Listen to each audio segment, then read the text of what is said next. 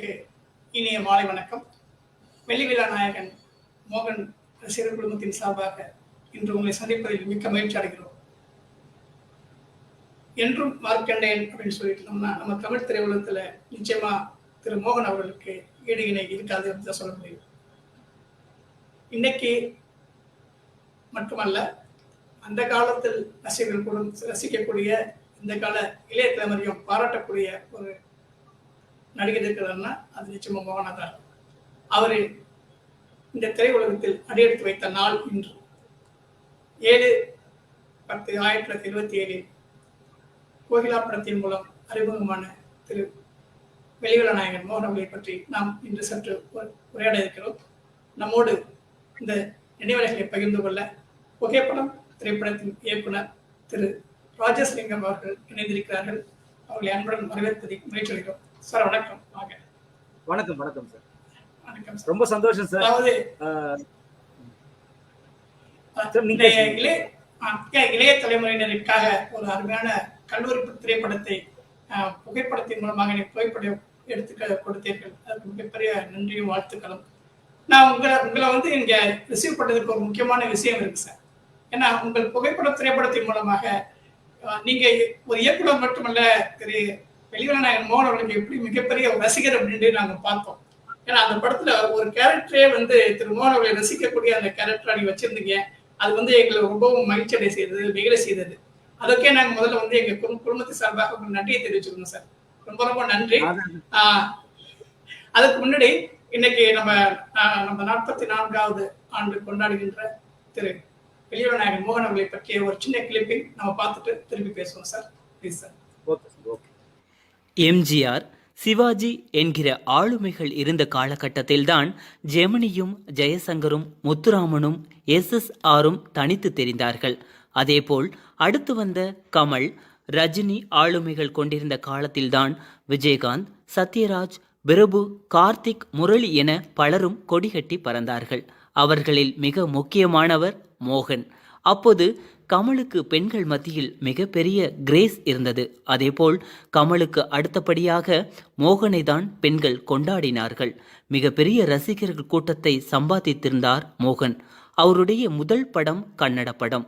ஒளிப்பதிவு மேதை பாலு மகேந்திரா இயக்கிய முதல் படம் கோகிலா. கன்னடத்தில் கமலுக்கு இதுவே முதல் படம். மோகன் நடிகராக அறிமுகமாகிய முதல் படமும் இதுதான். பிறகு பாலு மகேந்திராவின் நெஞ்சத்தை கில்லாதே படத்தின் மூலமாக தமிழில் அறிமுகமானார் மோகன். அந்த காலத்தில் ஆக சிறந்த காதல் காவியம் என்று கொண்டாடப்பட்ட கிளிஞ்சல்கள் படத்தில் மோகனின் நடிப்பு பாராட்டப்பட்டது. பிறகு சுந்தரராஜனின் பயணங்கள் முடிவதில்லை திரைப்படம் அனைத்து தரப்பு ரசிகர்களும் மோகனை கொண்டாடும் நிலையை ஏற்படுத்தி தந்தது. இந்த படத்துக்கு பிறகு மோகனுக்கு வரிசையாக படங்கள் வந்தன. மனோபாலா, மணிவண்ணன், சுந்தரராஜன், கே ரங்கராஜ் என பல இயக்குனர்கள் ஒவ்வொரு விதமான கேரக்டர்களை கொடுத்தார்கள். அந்த கேரக்டர்களிலெல்லாம் நடித்து அசத்தினார் மோகன். மோகன் என்றால் மென்மையான கதாபாத்திரங்களை தாங்கி நடிப்பதில் வல்லவர் என பெயர் பெற்றார்.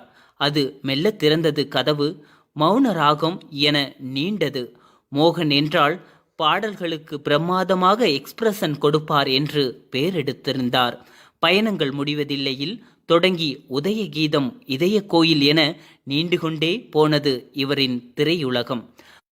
மணிவண்ணனின் 100வது நாள் வில்லனிக் ஹீரோவாக அவரை காட்டியது. அந்த கதாபாத்திரத்தில் மிரட்டியிருந்தார் மோகன். அந்த வில்லன் கலந்த வேடம் கே பாலாஜியின் விதி உள்பட பல படங்களில் அவரை விளையாட செய்தது. கோகிலா படத்தில் அறிமுகம் செய்த பாலு மகேந்திராவை குருவாக ஏற்றார் மோகன்.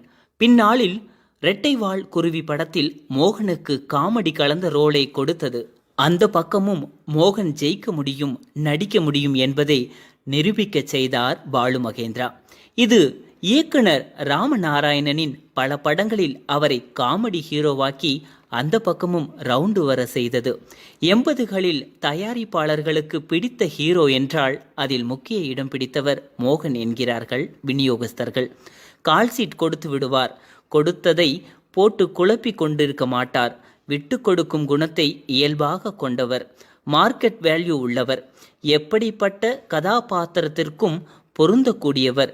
மினி பட்ஜெட்டில் படம் எடுக்கலாம், மேக்சிமம் வசூலை அள்ளிவிடலாம், முதலுக்கு மோசம் இருக்காது, மோகன் படம் என்றால் மினிமம் கேரண்டி நிச்சயம் என்று தயாரிப்பாளர்களும் விநியோகஸ்தர்களும் தியேட்டர்காரர்களும் கொண்டாடுகிறார்கள். மதர்லேண்ட் பிக்சர்ஸ் தயாரிப்பாளர் கோவை தம்பி மோகனை வைத்து பல படங்களை தயாரித்துள்ளார். வெள்ளி விழா படமான நான் பாடும் பாடல் மாதிரியான படங்களில் கௌரவ தோற்றத்திலாவது மோகனை நடிக்க வைத்து விடுவார்கள். அப்படியொரு வெற்றி சென்டிமெண்ட் மோகனிடம் உண்டு. வயது வித்தியாசமில்லாமல் எல்லோரும் கொண்டாடப்படுகிற மாதிரி நடிகர்கள் பேரெடுப்பது அரிது. அப்படி பேரும் புகழும் கொண்ட நடிகர்களில் மோகனுக்கு தனி இடம் உண்டு. அதனால்தான் மோகன் படங்களுக்கு எப்போதுமே நல்ல ஓப்பனிங் இருந்தது. கமல், ரஜினி படங்கள் ரிலீஸ் ஆன சமயத்தில் மோகன் படமும் ரிலீஸ் ஆகி அவர்களை விட மோகன் படம் மிகப்பெரிய வெற்றியை பெற்ற சரித்திர பதிவுகளும் நடந்திருக்கின்றன. அவர் படத்துல எல்லா பாட்டையும் ஹிட்டாக்கி கொடுத்துருவாரு இளையராஜா. பெரும்பாலான படங்களுக்கு இளையராஜா தான் இசை. அதனால தான் மோகன் படங்கள் இப்படி ஹிட்டாச்சிருக்கு என்று பொத்தாம் பொதுவா சொல்லிவிட முடியாது. அழுத்தமான கதைகள், உயிரோட்டமான திரைக்கதைகள், கதையின் உணர்வை சொல்லுகிற இசை, பாடல், நடிப்பை வெளிப்படுத்துகிற காட்சி அமைப்புகள் என பலதும் கைகோர்த்துதான் மோகனின் வெற்றி. 50 ரூபாய் முதலீடு செய்து 100 ரூபாய் சம்பாதிப்பது ஒரு வகை, 10 ரூபாய் முதலீடு செய்து 150 ரூபாய் சம்பாதிப்பது இன்னொரு வகை. மோகனின் படங்கள் இரண்டாவது வகை. ஆனால் அவரின் படங்கள் பலவும் முதல் ரகம் கொண்ட தரமான படங்கள் என்று கொண்டாடப்பட்டன, இன்று வரை கொண்டாடப்பட்டு வருகின்றன. 1977 ஆண்டு அக்டோபர் 7ஆம் தேதி பாலு மகேந்திராவின் கோகிலா ரிலீஸ் ஆனது. இது கன்னட படம். இந்த படம் வெளியாகி மோகன் நடிகராக அறிமுகமாகி 44 வருடங்களாகின்றன. பாரதி ராஜாவின் கிழக்கே போகும் ரயில் தெலுங்கில் தூர்ப்பு வெள்ளை ரயிலு என தெலுங்கில் ரீமேக் செய்யப்பட்டது. இதில் சுதாகர் நடித்த கேரக்டரில் மோகன் நடித்தார். அங்கேயும் மிகப்பெரிய வெற்றியை அடைந்தது இந்த படம். தமிழில் இவரின் அறிமுக படமாக வந்த மகேந்திரனின் நெஞ்சத்தை கில்லாதே 250 நாட்களை கடந்து ஓடியது. எல்லா மொழிகளிலும் வெற்றி கொடி நாட்டிய மோகனின் 44ஆம் ஆண்டின் பயணம் இன்னும் தொடரட்டும். அந்த பயணத்துக்கு முடிவே இல்லை. நடிகர் மோகன் வாழ்க, அவரின் பயணம் இனிதே தொடரட்டும்.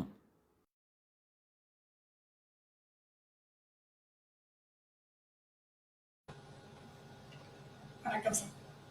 வணக்கம் சார். இந்த ஒரு சிறிய குறிப்பு எப்படி இருந்தது சார்?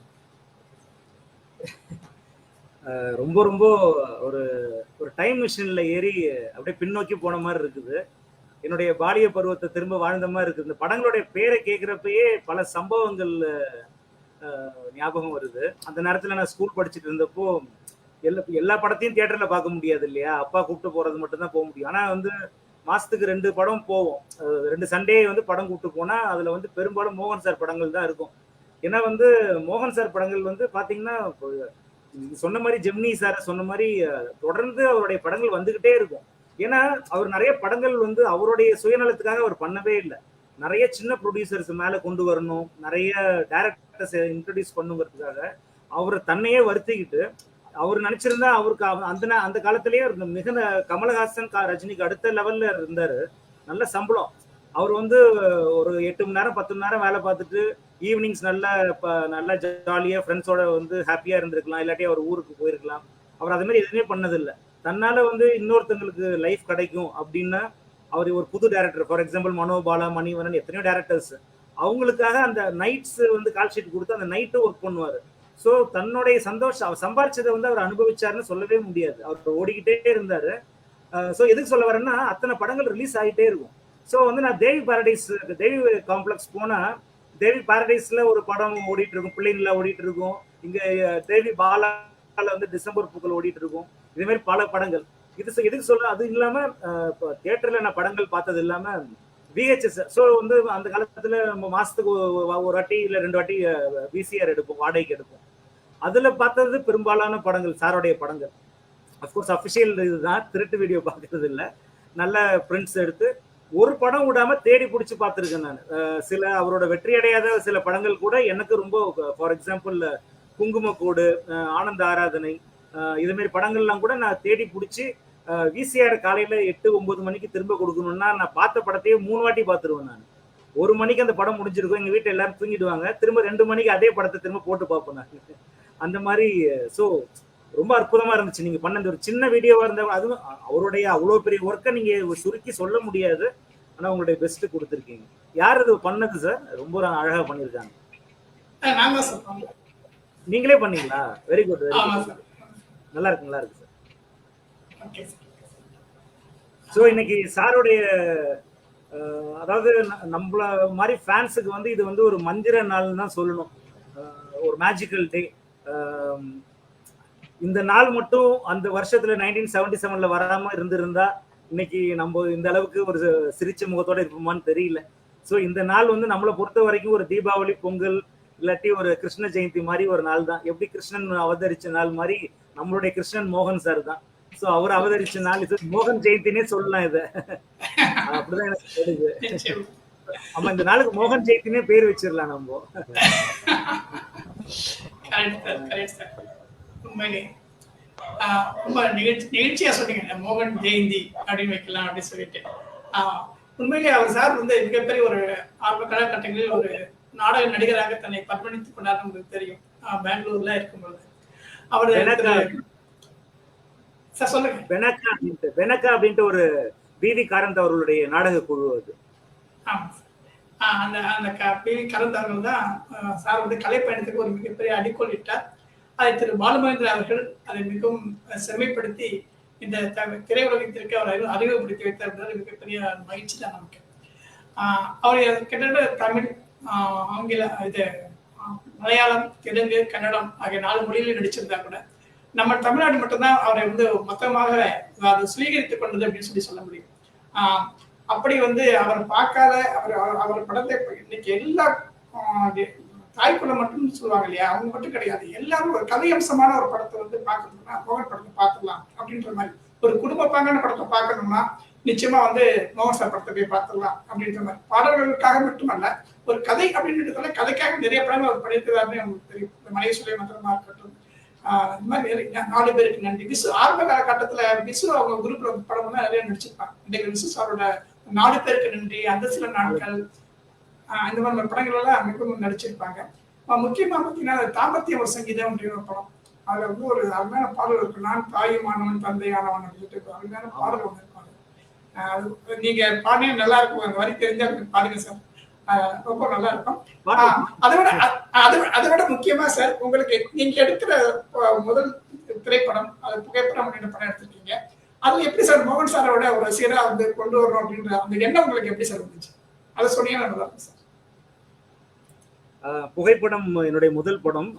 நான் செல்வராகவன் சாருடைய அசோசியேட்டா இருந்தேன். அதுக்கப்புறம் எனக்கு வாய்ப்பு கிடைச்சி, எனக்கு நண்பன் மணிகண்டன் கிளாஸ்மேட், நான் ஸ்கூல்ல படிச்சேன், அவன் ப்ரொடியூஸ் பண்ணலாம் அப்படின்னப்போ எந்த கதையை எடுக்கலான்ட்டு 2-3 லைன் பேசிட்டு இருந்தப்போ திடீர்னு ஒரு நாள் பேச்சுவாக்குல நம்ம காலேஜ் லைஃப் பேஸ் பண்ணியே எடுக்கலாம், நம்ம காலேஜ் லைஃப்லயே நிறைய சம்பவங்கள் இருக்கு அப்படின்ட்டு பேசி எங்க காலேஜோடைய வாழ்க்கையோடைய ஒரு பகுதி தான் புகைப்படம்.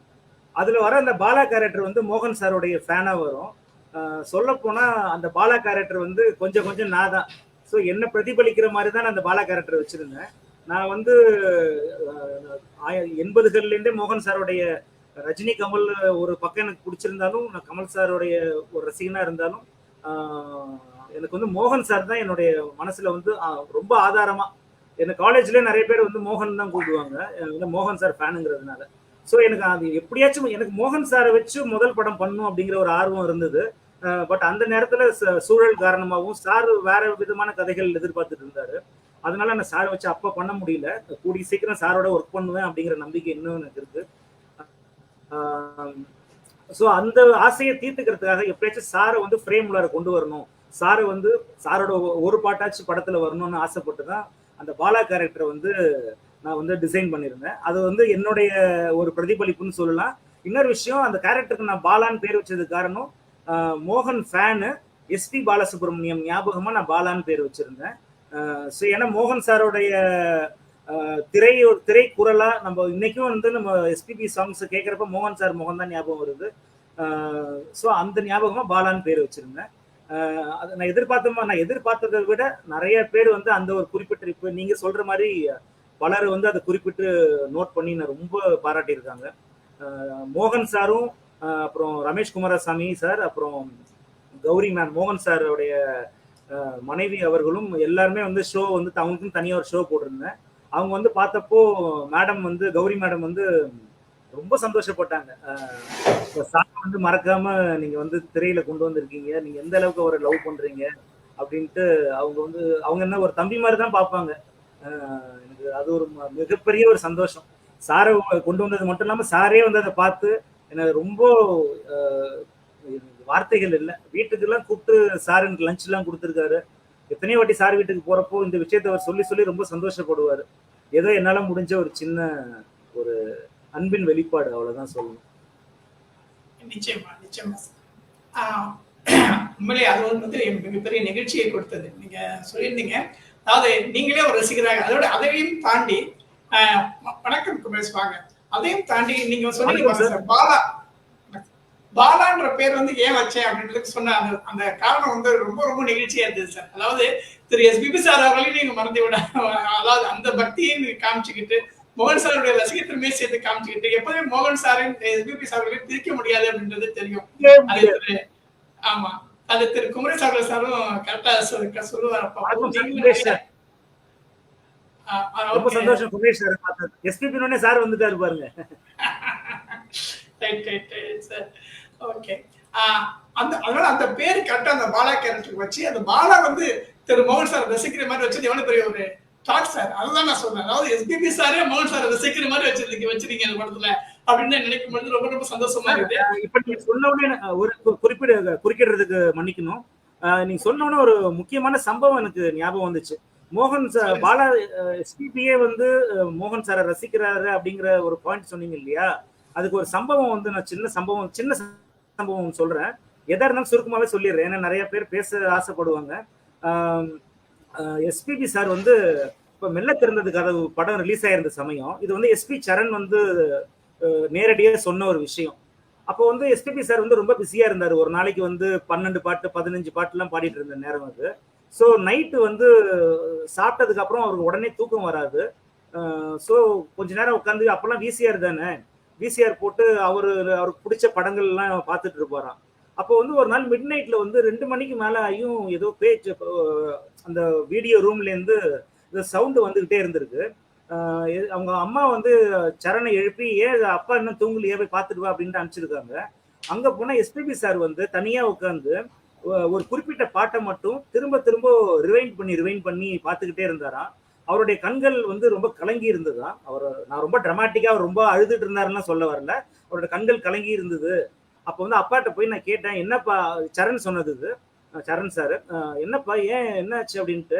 இல்லடா, நான் வந்து எத்தனையோ சாங்ஸ் பாடியிருக்கேன் மெல்ல திறந்த கதவுல அந்த குறிப்பிட்ட பாட்டு, ஆனா இந்த ஒரு பாட்டுல மோகன் வந்து கொடுக்குற அந்த எக்ஸ்பிரஷன் என்னால வந்து நம்பவே முடியல. அதாவது அன்பிலீவபிள்.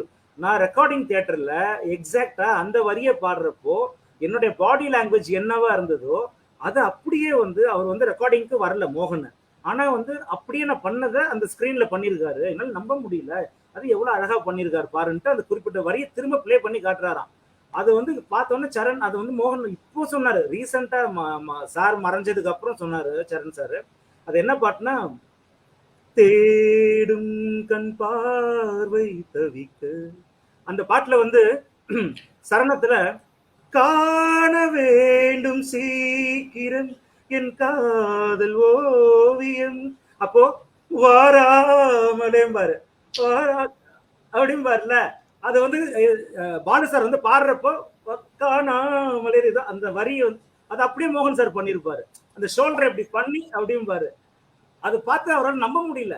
அது இப்ப சொல்லி சொன்ன அது ஞாபகம் வருது. ஏன்னா ஒரு பின்ன எஸ்பிபி சார் வந்து எத்தனையோ ஹீரோஸ்க்கு பாடியிருக்காரு, அவர் எத்தனையோ பேர் ரசிச்சிருக்கலாம். ஆனா குறிப்பிட்ட இந்த ஒரு சம்பவத்தை வந்து அவர் சொல்லி, எஸ்பி சைலஜா மேம் கூட சொல்லுவாங்க, எஸ்பிபி சார் வந்து கமலஹாசன் மோகன் இந்த 2 பேரை மட்டும்தான் ரொம்ப ரசிச்சு பார்ப்பாராம். தான் பாடின பாட்டை அப்படியே சினிமால தான் எந்த உணர்வோட பாடினோமோ அப்படியே கொண்டு வந்தது இந்த 2 பேர்னு எஸ்பிபி சார் சொல்லியிருக்காரு, சைலஜா மேமும் சொல்லியிருக்காங்க. ஸோ அவரும் அதுதான் ஃபேனாக சார். தான் இருந்திருக்காரு பாலு சார். அதாவது நீங்க சொல்லதாவது மெல்லத்தினருக்கு, அதாவது 1989களில் வந்தது. அதுல வந்து நிச்சயமா ஒரு டிஃபரன்ஸ் இருந்திருக்கும். ஆனா நான் கொஞ்சம் யோசனை பண்ணி பாருங்க, பயணிகளும் விடுதலை அவரோட படம். அதுல வந்து முதல் சாங் இலை நிலா பொழிகிறதே பாட்டு. அந்த பாடல்ல நீங்க பாத்தீங்கன்னா எத்தனை பேர் இப்பவும் கூட நான் நிறைய கிளப்போஸ் எல்லாம் பேசும்பொழுது சொல்றாங்க, அது அவர் தான் பாடுறாரா எஸ்பிபி பாடுறாரு மாதிரியே யாரும் மஸ்ட் பார்த்தவே தெரியாது அப்படி சொல்லுவாங்க. அதாவது இளைய நில இந்த பொழிகிறதே, அந்த தே கூட ஒரு மூமெண்ட் கொடுப்பாரு. பொழிகிறதே அந்த சிங்க் மேல ஏறும் இல்லைங்களா, அப்படி ஏறதா இருக்கட்டும். அந்த வந்து அந்த கிட்டார் வாசிக்கிறதுக்கு பாருங்க, கிட்டார் யார் வாசிக்கிறது தெரியாத மாதிரி. அதாவது நாட் ஓன்லி தட், அதுதான் நான் சொல்ல வரேன். அந்த பாடலுக்கு மட்டுமல்ல, அந்த கிட்டாரிஸ்ட் கூட ஒரு மியூசிஷியன் எப்படி வாசிப்பாங்களோ அப்படி வாசிப்பாரு. அது மிகப்பெரிய ஒரு காமெடி வேற சென்டர்ல ஓடும். எஸ்வி சேகர் அவர்களுக்கும் இவர்களுக்கும் ஒரு சின்ன காமெடி வேற ஓடும். அப்படி இருக்கும் பொழுது கூட அந்த கொஞ்சம் கூட அந்த அது கொஞ்சம் கூட அந்த ப்ரொனன்சியேஷன் கொஞ்சம் கூட மாறாம அந்த இளையலா பொழிகிறதே பாடலாக இருக்கட்டும். அப்புறம் அதையும் தாண்டி இந்த ஒரு முதல்ல அந்த போவார் இல்லையா, முதல் ராக தீபம் ஏற்று நேரம் புயல் மலையும் பூர்ணிமா பாக்யராஜ் அவர்கள் வாங்கி கொடுத்துருப்பாங்க, வாய்ப்பு கொடுத்துருப்பாங்க. ஒரு கோயில்ல போய் பாட போயிருப்பாரு. பாட போற இடத்துல மழை வந்துடும். ஒரு கலைஞன் முதல்ல பாட வர, மக்கள் முன்னாடி பாட வர, மக்கள் எல்லாம் கூடி இருக்கிறாங்க. ஆனா பார்த்தா திடீர்னு மழை வந்து எல்லாம் கலைஞ்சு போயிடுறாங்க. அப்ப அவங்க எவ்வளவு பெரிய ஏமாற்றத்தை இது கொடுத்துருக்கும். அப்ப அந்த வேகத்தோட அவர் பாடுறாரு. அது எதுக்கு பாட அந்த எஃபெக்ட் அப்படியே அதை கொண்டு வர முதல்ல அப்படி பாடுவாரு. பாடி முடிச்சோட வந்து சாமிகிட்ட போய் முறையிடுவாரு. உடனே மழை நின்றுடும். மழை நின்ன உடனேயே அப்பதான் ஆனந்த கங்கை வெள்ளம் பொங்க பொங்க பொங்க பொங்கன்ற பொங்க பொங்கன்றது அந்த ஃபேஸ்ல எப்படி எக்ஸ்பிரஷன் வரும்னு பாத்தீங்கன்னா, இதெல்லாம் அவரோட முதல் படமா 2வது படமா, ஏன் சும்மா பிலிம் அவார்டு சும்மா கொடுத்துடல அப்படின்னு அப்பதான் தெரிய வந்தது. அதாவது எவ்வளவு பெரிய ரெண்டுத்துக்கும் டிஃப்ரெண்ட் ஜோனல். அதாவது முதல்ல ஒரு ஆதங்கத்துல பாடுறாரு, அதுக்கப்புறமா வந்து மழை நின்றுடுச்சு நான் பாடுவேன் அப்படின்னு எக்ஸ்பிரஷனோட பாடுற அந்த பாடலா இருக்கட்டும். அதையும் தாண்டி வந்து இந்த ரொம்பவும் ஃபர்ஸ்ட் கிளாஸ் வந்து மணியோசை கேட்டு இருந்ததுதான்.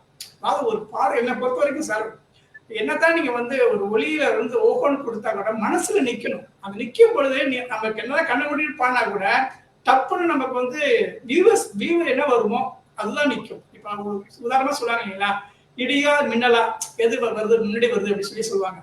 ஃபர்ஸ்ட் வந்து மின்னல் வந்துடும், அப்புறமா இடி வரலாம் கூட.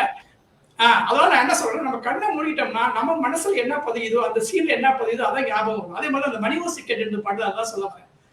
அந்த இருமல் கொடுக்குற எஃபெக்டா இருக்கட்டும், மற்ற எஃபெக்டா இருக்கட்டும், அது இதெல்லாம் வந்து அவரோட 3வது படம் அப்படின்னு சொல்லி யாராலையுமே நம்ப முடியாது. அதுதான் நான் சொல்றேன். அது வந்து அப்பையில இருந்து அவர் ஆரம்பிச்சு வச்சுட்டாரு.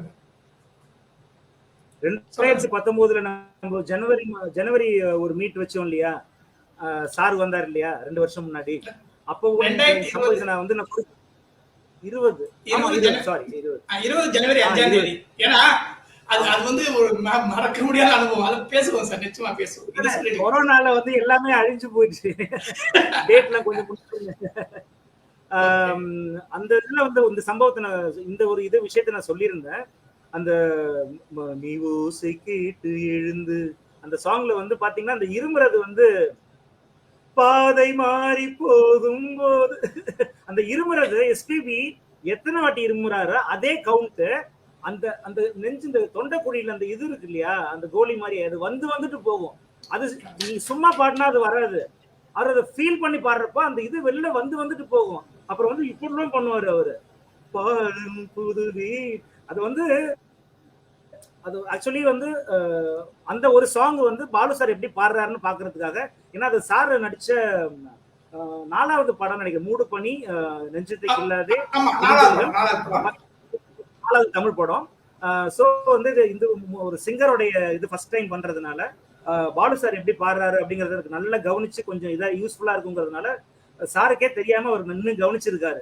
எந்த அளவுக்கு அவர் வளரும் நடிகன். அப்ப அவருக்கு 20-22 வயசு தான் இருக்கும், 24 வயசு இருக்கும், அவ்வளவுதான் இருக்கும் அவருக்கு.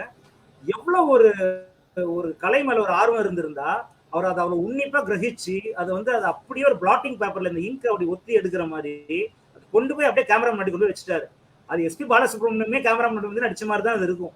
அது எஸ்பிபியே பாடிருந்தா கூட நடிச்சிருந்தா கூட அப்படி நடிச்சிருக்க முடியாது.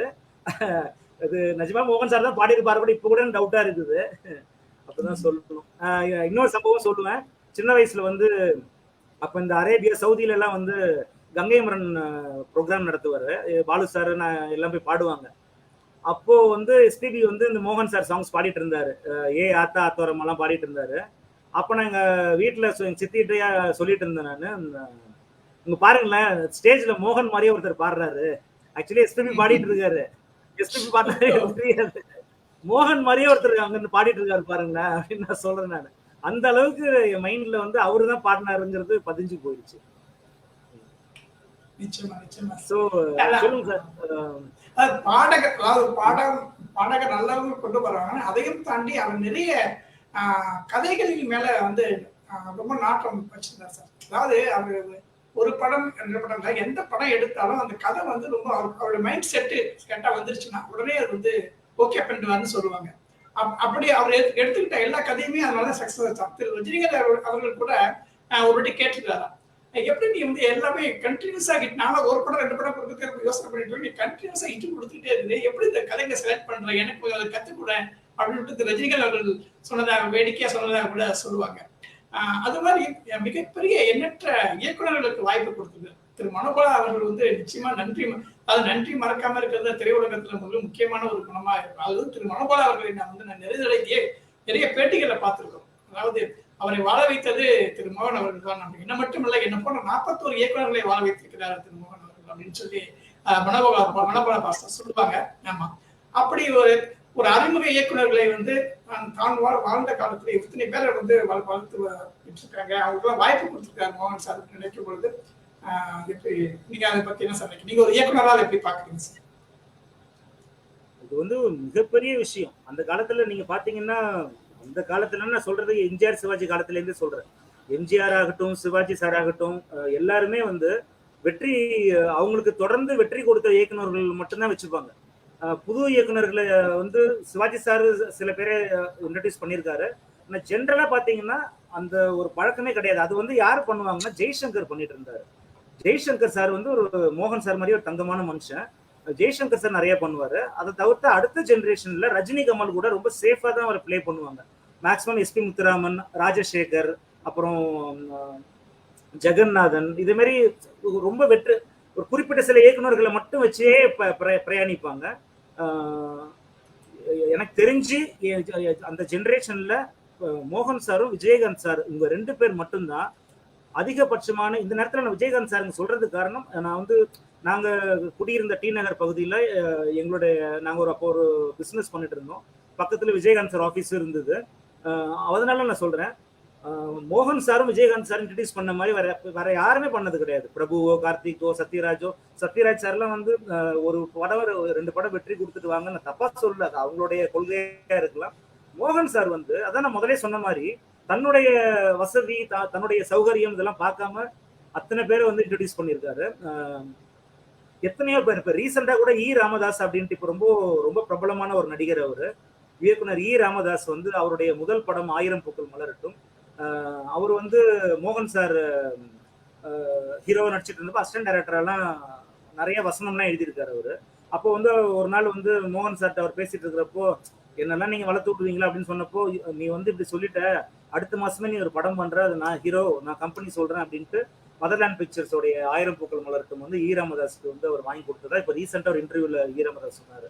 So K Rangaraj, Manobala, R Sundarrajan, அப்புறம் ராமதாஸ், மணிவண்ணன், இன்னும் சொல்லிக்கிட்டே போலாம். இது எடுத்த ரஞ்சித், ஆனந்த ஆராதனை எடுத்த அவரு, என்னைக்கு அதை 41 பேரையும் இப்ப ஞாபகம் வச்சு சொல்ல முடியாது. இது ரொம்ப முக்கியமா அனுமோகன் சார். ஆமா, இது ஒரு தொடர் கதை. இதுல இன்னொரு முக்கியமான விஷயம், மோகன் சார் வந்து ஒரு இயக்குனரா சொல்றேன், ஒருத்தங்களை இன்ட்ரோடியூஸ் பண்ணிட்டாங்க, அதோட அவங்கள முடிச்சுக்கிட்டோம் அப்படின்னு விடமாட்டாரு. அவங்கள வந்து இன்ட்ரோடியூஸ் பண்ணி அதுக்கப்புறம் அவங்க வந்து இந்த இண்டஸ்ட்ரியில ஸ்திரமாற வரைக்கும் மேலும் மேலும் வாய்ப்பு கொடுத்துக்கிட்டே இருப்பாரு. அவங்க அதுக்கப்புறம் தோல்வி கொடுத்தா கூட திரும்ப வாய்ப்பு கொடுப்பாரு. அதுதான் மோகன் சாரோடைய இது. ஃபார் எக்ஸாம்பிள் பாத்தீங்கன்னா, மணிவண்ணன் சார் வந்து கோபுரங்கள் சாய்வதில்லை, இளமை காலங்கள், இதெல்லாம் வந்து ஹிட் கொடுத்தாலும் அதுக்கப்புறம் ஜோதின்னு ஒரு படம் எடுத்தாரு. ஜோதிங்கிற படம் வந்து அந்த அளவுக்கு சரியா போகல. அம்பிகா அதுலயே ஒரு அற்புதமான சாங் இருக்கு, சிரிச்சா கொல்லிமலை குளிர்னு ஒரு சாங் இருக்கு. ஆமா. ஆனா பாருங்க, ஒரு தோல்வி கொடுத்துட்டாரு அப்படிங்கிறத விட்டுற மாட்டாரு. அவருக்கு வந்து ஒரு ஒரு ஒரு இயக்குனர், அவருடைய திறமை, அவருடைய கேரக்டர் முக்கியம். மோகன் சாருக்கு முக்கியம் வந்து பணம் கிடையாது. அவர் யார் கூட பழகுனாலும் அவங்களுடைய குணாதிசயம், அவங்களோட கேரக்டர் தான் பார்ப்பாரு. அவன் நல்ல மனுஷனா இருந்தா அவனுக்கு லக்கு அதிர்ஷ்டம் இருக்கா, அவனுக்கு வந்து நியூமராலஜி இந்த எதுவுமே பார்க்க மாட்டாரு. அவனுக்கு டேலண்ட் இருக்கா, நல்ல மனசு இருக்கா, அவன் மேல வந்தே ஆகணுங்கிறதுல பிடிவாதமா இருந்து, அவருக்கு ஊருக்கு போற ப்ரோக்ராம் இருந்தா சொந்த ஊர் அம்மாவே பார்க்கணும், அதை கூட கேன்சல் பண்ணிட்டு ஒரு ஷூட்டிங் நடிச்சிட்டு இருப்பாரு அவரு. அதாவது ஜோதி முடிச்சதுக்கு அப்புறம் 100வது நாள், 24 மணி நேரம், அம்பிகை நேரில் வந்தாலும் எத்தனையோ படங்கள் மணிவண்ணன் கொடுத்து கடைசியில மனிதன் மாறிவிட்டான் வரைக்கும் அவர் பண்ணிட்டு இருந்தாரு. இது மாதிரி பல இயக்குநர்கள் சொல்ல போனா, அந்த ஒரு விஷயத்த சொல்ல போனா, அவங்க அம்மா இறந்து, அவங்க மோகன் சாரோட அம்மா இறந்து அன்னைக்கு வந்து அந்த டெத்துக்கு அவர் போறாரு. அந்த ஷூட்டிங் நடந்துட்டு இருக்கப்பதான் அவங்க அம்மா இறந்துட்டதா அவருக்கு நியூஸ் வருது பெங்களூர்ல. இன்னைக்கு புறப்பட்டு போயிட்டு அடுத்த நாள் காலையில அவங்க அம்மாவை அடக்கம் பண்ணிட்டு, யாரா இருந்தாலும் ஒரு வாரம் ஆச்சு துக்கத்துல இருப்பாங்க. அடுத்தடுத்து இயங்க முடியாம தவிப்பாங்க. அவர் அன்னைக்கு மதியானமே கார்ல புறப்பட்டு, ஏன்னா அன்னைக்கு சாயந்தரம் வந்து அந்த சீனை முடிச்சாகணும். பிள்ளை நிலால வந்து ஒரு சீனு, அவர் வந்து மதியானம் கார் எடுத்துக்கிட்டு ஈவினிங் திரும்ப ஓடி வர்றாரு. காலையில தான் அம்மாவை அடக்கம் பண்ணியிருக்காங்க, ஐ மீன் இது சிதையில எரியூட்டி இருக்காங்க. மதியானம் புறப்பட்டு ஈவினிங் வந்து ஷூட்டிங்ல கலந்துக்கிறாரு. ஷூட்டிங்ல கலந்துக்கிட்டா என்ன சீன்னு பாத்தீங்கன்னா, மோகன் சார் படத்துல மோகன் சாரோட அம்மாவா ஜானகிங்கிற நடிகை நடிச்சிருப்பாங்க. சலங்கை வீரர்ல கமலஹாசன் அம்மாவா வருவாங்க. அவங்க இறந்துருப்பாங்க. ஸோ இங்கேயும் அவங்க அம்மா இறந்து போன அவங்க அம்மாவை போட்டோக்கு முன்னாடி அவர் விழுந்து புரண்டு அழணும். அன்னைக்கு வந்து சார் தன்னுடைய அங்க நஜ அம்மாவை எரியூட்டிட்டு அந்த சோகத்தை கூட வந்து ஷூட்டிங் ஸ்பாட்ல தான் வந்து இறக்கி வச்சாரு. அவர் வீட்டுல உட்காந்து அழுதுட்டு இல்ல. இங்க வந்தா இயற்கை வந்து இயல்பாவே அவங்க அம்மா இறந்த மாதிரி ஒரு சீனை வந்து இந்த இடத்துல வச்சிருக்குது. இங்க வந்து அழுறாரு சாரு. அப்படியே மொத்த ஷூட்டிங் ஸ்பாட்டும் அப்படியே உறைஞ்சு போயிடுச்சு. மனோபாலா சார் அது சொன்னாரு. அதுக்கப்புறம் வந்து சாரோடைய அழுகையை வந்து அடக்க முடியாம ஒரு 10 நிமிஷம் தனியா உட்காந்து அழுதுட்டு இருந்ததா மனோபாலா சொன்னாரு.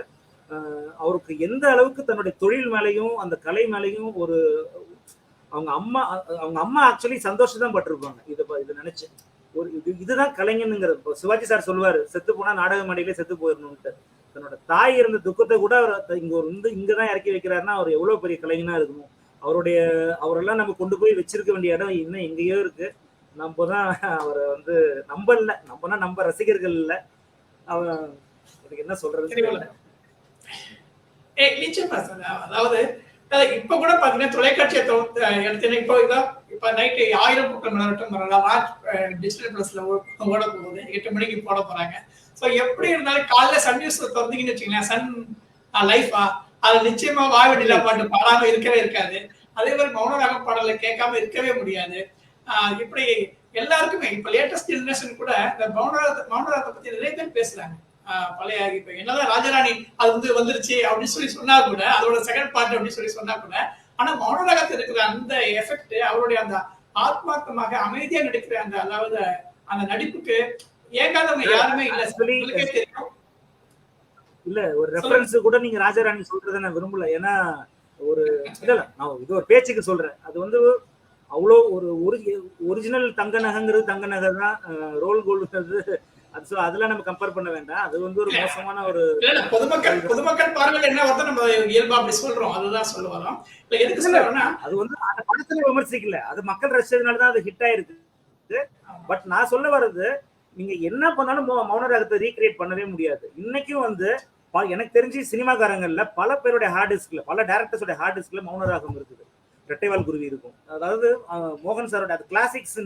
இன்னொன்னு சொல்ல போனா மௌனராகம் சாங் தமிழ்நாட்டுல ஏதாச்சும் ஒரு வீட்டுல ஒரு நாளைக்கு ஒரு வாட்டியாச்சும் மௌனராகம் பாட்டு பாடிடும். ஏதோ ஒரு மூலையில, திருநெல்வேலியிலயோ கும்பகோணத்திலயோ மதுரையிலயோ மெட்ராஸ்லயோ மௌனராகம் பாட்டு பாடாத ஒரு நாளே இருக்க வாய்ப்பே கிடையாது. எஸ்பிபி அதெல்லாம் பொற்காலம் சார். அது என்ன சொல்றதுன்னு தெரியல. அது சார் தான் திரும்ப வந்து அது மாதிரி ஒரு பொற்காலத்தை கிரியேட் பண்ணணும். காலம் இன்னும் நிறைய டைம் இருக்குது. இன்னும் எவ்வளவோ வெயிட் பண்ணி, எவ்வளோ ஹார்ட்ஸ் வந்து வெயிட் பண்ணிட்டு இருக்கு, லவ் பண்ணிட்டு இருக்கு சார். சீக்கிரம் வாங்க சார், பாத்துட்டு இருக்கீங்களா? நிச்சயமா சார். அதாவது ஒரு ஈகோ இல்லாத ஒரு நடிகர் அப்படின்னு பாத்தீங்கன்னா நீங்க வந்து மோகன் சார் தாராளமா சொல்லலாம். ஏன்னு கேட்டீங்கன்னா, அவரோட படங்கள மத்தவங்களுக்கு என்ன இம்பார்ட்டன்ஸ் இருக்கு, ஏது இருக்குது, நம்ம பேர் இதுல வருமா, வராதா அப்படின்லாம் நினைக்கிறதே இல்ல. அப்படி நினைச்சது ஒரு விதி படம் பார்த்திருப்பீங்க. விதியில எவ்வளவு பெரிய லெஜெண்ட்ஸ்லாம் சேர்ந்து நடிச்சிருந்தாங்க. சுஜாதா ஒரு பக்கம், ஜெய்சங்கர் ஒரு பக்கம், வந்து பூர்ணிமா பாக்யராஜ் ஒரு பக்கம், ஈவன் சின்ன சின்ன கேரக்டர் மனோரமா கூட அவங்க கேரக்டர் ரொம்ப இம்பார்ட்டன்ட் கேரக்டர். பூர்ண விஸ்வநாதன் அற்புதமான ஆமா பூர்ண விஸ்வநாதன்.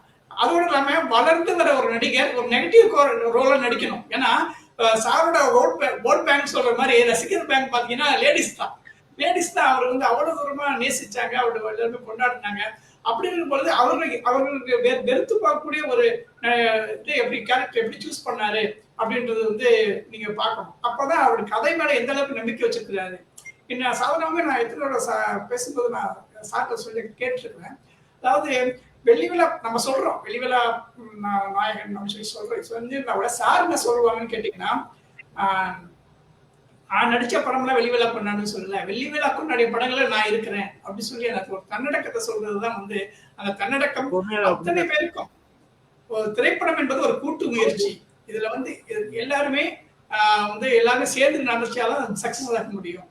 முதல்ல வணங்கக்கூடியவங்க 2 பேர். நம்மளுடைய இதுல மீட்டிங்ல சொல்லியிருப்பான்னு நினைக்கிறேன். முதல்ல வணங்கக்கூடியவங்க 2 பேர். ஒண்ணு தயாரிப்பாளர், ஏன்னா அவர் நம்மளை நம்பி பணம் போடுறாரு. 2வது இயக்குனர், அவர் தான் நம்மளை செதுக்குறாரு. இந்த கேரக்டர் இப்பதான் வரணும்னு சொல்லி அவர் தான் செதுக்குறாரு. சோ அதனால அந்த 2 பேரும் மத்தது எல்லாமே அடிஷனல். நீ அடிஷன் அப்படி ஒவ்வொரு ஒவ்வொரு கையும் சேர ஒவ்வொரு வில்லும் வந்து சேரும் போது எப்படி வந்து பலம் கிடைக்குதோ அது மாதிரி படத்துக்கு ஒரு பலம் கிடைக்கும் அப்படின்னு சார் சொல்லுவாங்க. ஸோ அந்த அவர் சார் நீங்க பார்த்துருப்பீங்க நிச்சயமா. அவர் கார்த்திக் சாராக இருக்கட்டும், விஜயகாந்த் சாரோட இருக்கட்டும், சத்யராஜ் சார் கூட இருக்கட்டும், இப்படி எல்லாருக்கூடயுமே ஒரு ஈவனாவே சந்திரசேகர் சார் இன்னைக்கு தெரிந்த மனைவி படத்துல சந்திரசேகர் கூட நடிச்சிருப்பாங்க. அதே மாதிரி சுரேஷ் கூட நடிச்சிருக்காங்க. உனக்காக அதுலயும் நடிச்சிருக்காங்க. பட் இன்னைக்கு தெரிந்த மனைவியில வந்து அவர்தான். ஆமா, அது மணியன் இருக்காரு இல்லையா, மணியன் ஒரு ரைட்டர் இருந்தார், அவருடைய தொடர்கதை அது பேஸ் பண்ணி எடுக்கப்பட்டது. சரி, நீங்க சொன்னதுல எனக்கு என்ன தோணுதுன்னா 2 பாயிண்ட். ஒண்ணு வந்து சாருடைய மிகப்பெரிய பிளஸ் பாயிண்ட்டும் அதுதான், மிகப்பெரிய மைனஸாவும் நினைக்கிறதான் ஓவர் தன்னடக்கம். ரொம்ப, அதாவது எந்த பெருமையுமே ரொம்ப குனிஞ்சிருவாரு அவரு. தனக்கு எதுக்கு சம்பந்தமே இல்லம் பாரு. நீங்க நல்லா யோசிச்சு பாருங்க, மௌன ராகத்துல மோகன் சார் பண்ண ரோல விஜயகாந்தோ ராமராஜனோ இல்ல சத்யராஜோ பண்ணியிருந்தா அது என்ன இருக்கும்? தனக்கு கிரெடிட்டே இல்லைன்னு அவர் சொல்லுவாரு. ஆனா சில பேருக்கு தான் சில சட்டம் பொருந்தும், எல்லாருக்கும் எல்லா சட்டையும் பொருந்தாதுங்கிற மாதிரி. அவரு அதாவது அவரு அவர் மிகப்பெரிய நடிகன் இல்லைன்னு சொல்றவங்க கூட இருக்காங்க. அவங்கள பார்த்தா எனக்கு சிரிப்பு தான் வரும். அதாவது அவங்களே, ஏன்னா இந்த சிவாஜி சாருடைய டிராமாட்டிக்ஸ், கமல் சார் சில படங்கள்ல வந்து கொஞ்சம் எக்ஸ்ட்ரா எஃபர்ட். மோகன் சார் அதெல்லாம் செய்யவே மாட்டார். அவர் இயல்பா தானா. இன்னைக்கு இது சொல்ல பாத்தீங்கன்னா மோகன் சார் வந்து எதுக்குமே ரிஹர்சலே பண்ணது கிடையாது. அவர் ரிஹர்சலே நீங்க சொன்னது மாதிரி அவர் ஒரு கதையை கேட்டு உள்வாங்கிட்டாருன்னா அந்த கேரக்டர் அவர் மனசுக்குள்ள இறங்கிடும்.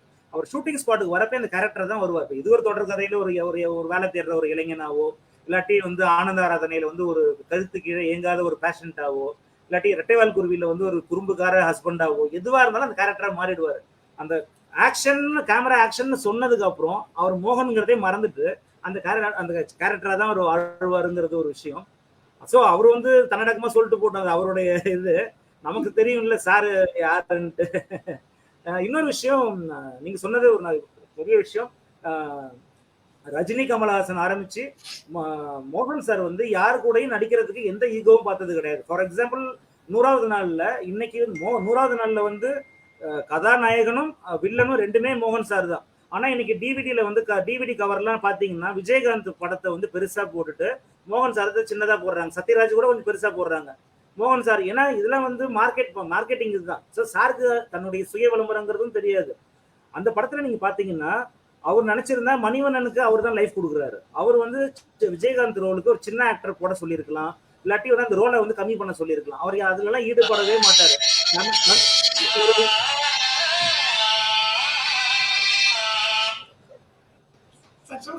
பரவாயில்ல. ஒரு உண்மையான கலைஞன் வந்து, அதாவது தன் மேல நம்பிக்கை இருக்கிற ஒரு கலைஞன் வந்து இன்னொருத்தங்களுக்கு என்ன கொடுக்கப்படுது, வேற யாருக்கு என்ன ரோலு, அவங்களுக்கு என்ன லென்த், அதெல்லாம் வந்து யோசிக்க மாட்டாங்க. தன்னுடைய திறமை மேல நம்பிக்கை இருக்கிறவனுக்கு வந்து மத்தவங்க என்ன பண்ணாலும் பிரச்சனையே கிடையாது. நான் வண்டியை ஒழுங்கா ஓட்டிட்டு போறேன், உன் திறமை நீ நல்லா ஓட்டினா நீ ஓட்டிட்டு கூட வாங்குற மாதிரி தான். ஸோ எதுக்கு சொல்றேன்னா, அவர் வந்து ரஜினிகாந்தோட ஸ்ரீ ராகவேந்திரா, மோகன் கமல் சாரோட கோகில நடிச்சிருக்காரு, கார்த்திக் அவர் நடிக்காத பிரபுல இருந்து எல்லாரோடையும் நடிச்சிருக்காரு. ஈகோ பார்க்க மாட்டாரு, ஹீரோயின்ஸ்க்கு இம்பார்ட்டன்ஸ்னு அப்படி சொன்னது பாத்தீங்கன்னா நெகட்டிவ் ரோல்ஸ் பீக்ல போயிட்டு இருந்தாரு. விதியெல்லாம் பண்றப்போ இளமை காலங்கள், கோபுரங்கள் சாய்வதில் அழகுன்னா அழகு, அந்த முகத்துக்கும் கெட்டவங்கிற ஒரு இமேஜுக்கும் சம்பந்தமே இருக்காது. அது வந்து பால் வடிகிற ஒரு முகம், அதுல வந்து விஷம் வடியுதுன்னு சொன்னா யாரும் நம்ப போறது இல்லை. ஆனா வந்து அதுதான் டைரக்டரோட சாமர்த்தியம். அப்படி இப்போ ஃபார் எக்ஸாம்பிள் வந்து சிறு ப்ரோஜெக்ட்ல வந்து தன்னை ஏன் வந்து கதாநாயகனா போடல அப்படின்ட்டு பாரதி ராஜாவோட ரஜினிகாந்த் வந்து சண்டை பிடிச்சாராம். அப்போ வந்து பாரதி ராஜா சொன்னாரா, நீங்க வந்து ஆல்ரெடி வில்லனா நடிச்சிட்டு இருக்கீங்க, நீங்க வில்லனா நடிக்கிறப்போ வில்லனை வந்து ஒரு வில்லன் ரோல் பண்றப்போ ஆடியன்ஸ் வந்து ஆச்சரியமா இருக்காது. இது கமலஹாசன் மாதிரி ஒரு அழகான ஒரு இதா பண்றப்போ அது ஆடியன்ஸ்க்கு அதிர்ச்சி ஆயிடும், இவன் கெட்டவனான்ட்டு. அந்த தான் இப்போ மோகன் சாரும் இப்போ வந்து அதான் நான் சொல்றேனே, அற்புதமான லவ் ஸ்டோரிஸ், இளமை காலங்கள், கோபுரங்கள் சாய்வதில்லை, பயணங்கள் முடிவதில்லை, அந்த பீரியட்ல வந்து தொடர்ந்து வந்துகிட்டே இருந்தது. நான் பாடும் பாடல் அப்படி இப்படின்ட்டு அத்தனை இது வந்துட்டு இருக்கு.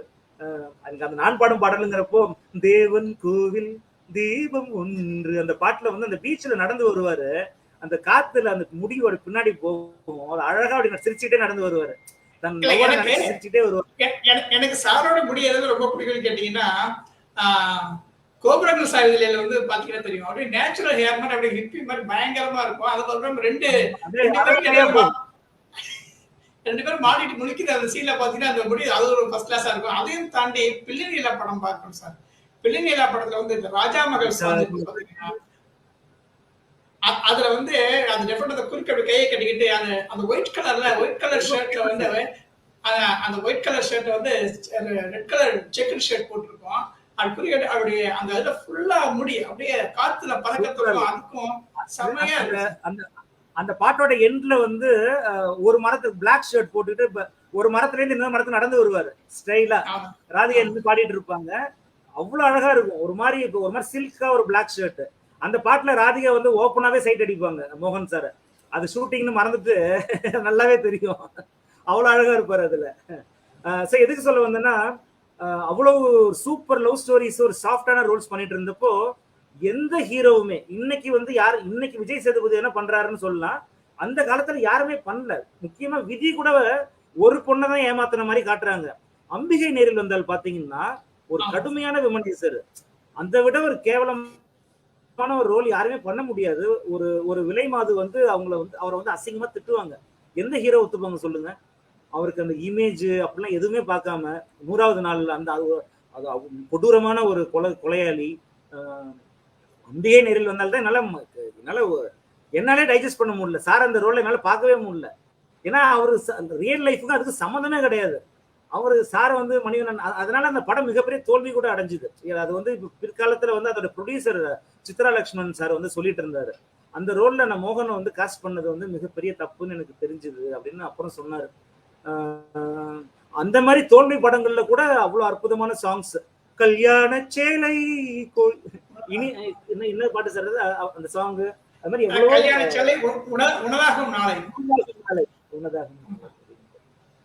குமரேஷ் சார் வந்து போயிட்டாரா? ஆமா சார், அவங்க பவர் இல்லையாங்க, அதனால வந்து கரண்ட் கட் ஆயிடுச்சு. அப்புறமா அது இன்னொரு முக்கியமான பாயிண்ட் அவுட் பாத்தீங்கன்னா, எங்களுக்கு அந்த காலத்துல இருக்கிறது தெரியும், சாரோட படங்கள் முக்காவாசி பாத்தீங்கன்னா தீபாவளிக்கு பொங்கலுக்கு ரிலீஸ் ஆகாது சார். அது வந்து ஒரு மிகப்பெரிய சூட்சமம் இருக்கும். அதாவது எப்படின்னு கேட்டீங்கன்னா, டிசம்பர் மாசம் படம் ரிலீஸ் ஆகும், ஆனா ஜனவரி மாசம் பொங்கலுக்கு பாத்தீங்கன்னா மிகப்பெரிய சூப்பர் ஸ்டார்களோட படங்கள் ரிலீஸ் ஆகும். இவர் படம் வருதுன்றதுக்காக அந்த படம் இவர் தியேட்டர்ல எடுக்கவே மாட்டாங்க. அந்த ஜனவரி மாசம் வருகின்ற புது பெரிய பெரிய நடிகர்களோட படத்தோட இதுக்கு முன்பு ரிலீஸ் ஆன இவரோட படம் போட்டி போடும் சார். அந்த ஒரு மிகப்பெரிய சாதனைன்னே சொல்ல முடியும். அந்த ஒரு ரெக்கார்டு இதுவரைக்கும் யாருக்குமே கிடையாது சார். நான் நிறைய இடத்துல பொங்கலை விடுங்க சார், தீபாவளியே வந்துடும், தீபாவளிக்கு அது ஓடிட்டு இருக்கு. ஆமா ஆமா ஆமா, அதான் 450 நாள் 525 நாள்ல ஓடுமே. ஆமா, தேவி பாலாஜி காத்துன சொல்லுங்க.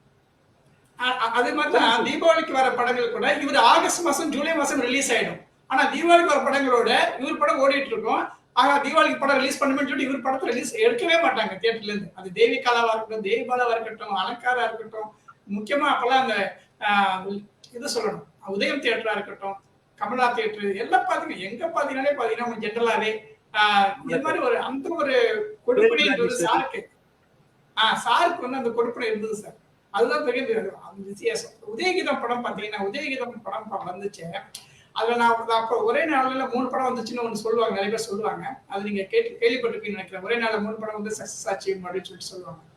அது வந்து ஒரு நாள் ஒரு வருஷப்பிறப்புக்கு வந்த படம் நினைக்கிறேன். 1985களில் வந்து தெய்வப்பிரவி, அது டி ராமாயணோட பேனர். அது மிகப்பெரிய படம். அது வந்து தெலுங்குல வந்த தெய்வப்பிரவி, தெலுங்குல வந்த படம். அந்த 1000 குடங்களுக்கு மத்தியில அந்த ஷூட்டிங் எடுத்திருப்பாங்க. கோதாவரின்னு நினைக்கிறேன். அந்த ஆட்டம் எடுத்திருப்பாங்க. ஆமா, அதுல வந்து அந்த படம் வந்து முதல்ல டி ராமாநாயுடோட டைரக்ஷன் வந்து C V Rajendran, I think so, அவர் தான் பண்ணியிருப்பான்னு நினைக்கிறோம். அந்த படத்துல அவர் பண்ணியிருந்தாரு. அந்த படம் வந்துச்சு. அதுக்கு அடுத்தது உதயகீதம், பிள்ளைநிலா, இந்த 3 வந்து ஒரே நாள்ல வந்துச்சு.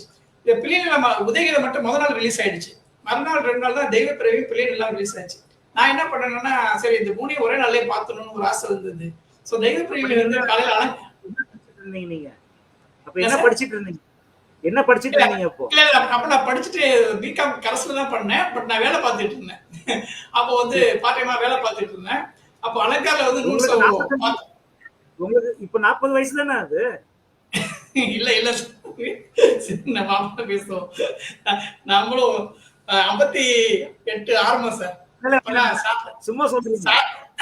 சாப்பிட்டு இப்ப போய் ஆசீர்வாதம் வாங்கிட்டு வந்தேன். அது மாதிரி எதுக்காக சொல்ல வரேன்னு கேட்டீங்கன்னா, அந்த தெய்வப்பிரிவு படம் போய் பார்த்தேன், அலங்கார்ல போய் பார்த்தோம். அதுல ரொம்ப அதாவது முதல்ல சாருக்கு வந்து ஒரு மிகப்பெரிய கட் அவுட் வச்சு, அந்த கட் அவுட் வச்சு ஒரு பாடல் எடுத்தாங்கன்னா தெய்வப்பிரிவு படத்துல தான் சார். அதுல வந்து பூவை பூவை ஒரு பூவென்று யார் சொன்னாரோன்னு சொல்லிட்டு ஒரு பாடல் நினைக்கிறேன். ராதிகா மேம் பாடுவாங்க. நீங்க சொன்ன மாதிரி ஏதோ படத்துல ராதிகா லவ் பண்ணாங்கன்னு சொல்றீங்களா, மேடம் லவ் பண்ணாங்கன்னு. அதே மாதிரி இந்த படத்துல அவ்வளவு சொன்னேன், லவ் பண்ணல. Okay okay. அந்த ராஜா மகன் அப்படியே பாத்துக்கிட்டே இருப்பாங்க மோகன் சார். நம்ம எப்படி பாக்குறோமோ அதே மாதிரி அவங்க பாத்துட்டு இருப்பாங்க, ஷூட்டிங்னு மறந்துட்டு. அதே மாதிரிதான் அதுல அந்த ரொம்ப அதாவது பிரம்மாண்டமா அந்த மாதிரி ஊர்வசி கூட நடிச்ச படம் அது. அந்த ஊர்வசி கூட 1000 குடங்களுக்கு மத்தியில் நடிச்ச படம் வந்து நமக்கு நல்லாதான் இருந்தது. பார்க்க பரவாயில்ல, நல்லா இருக்கு படம் சொல்லிட்டு வந்தேன்.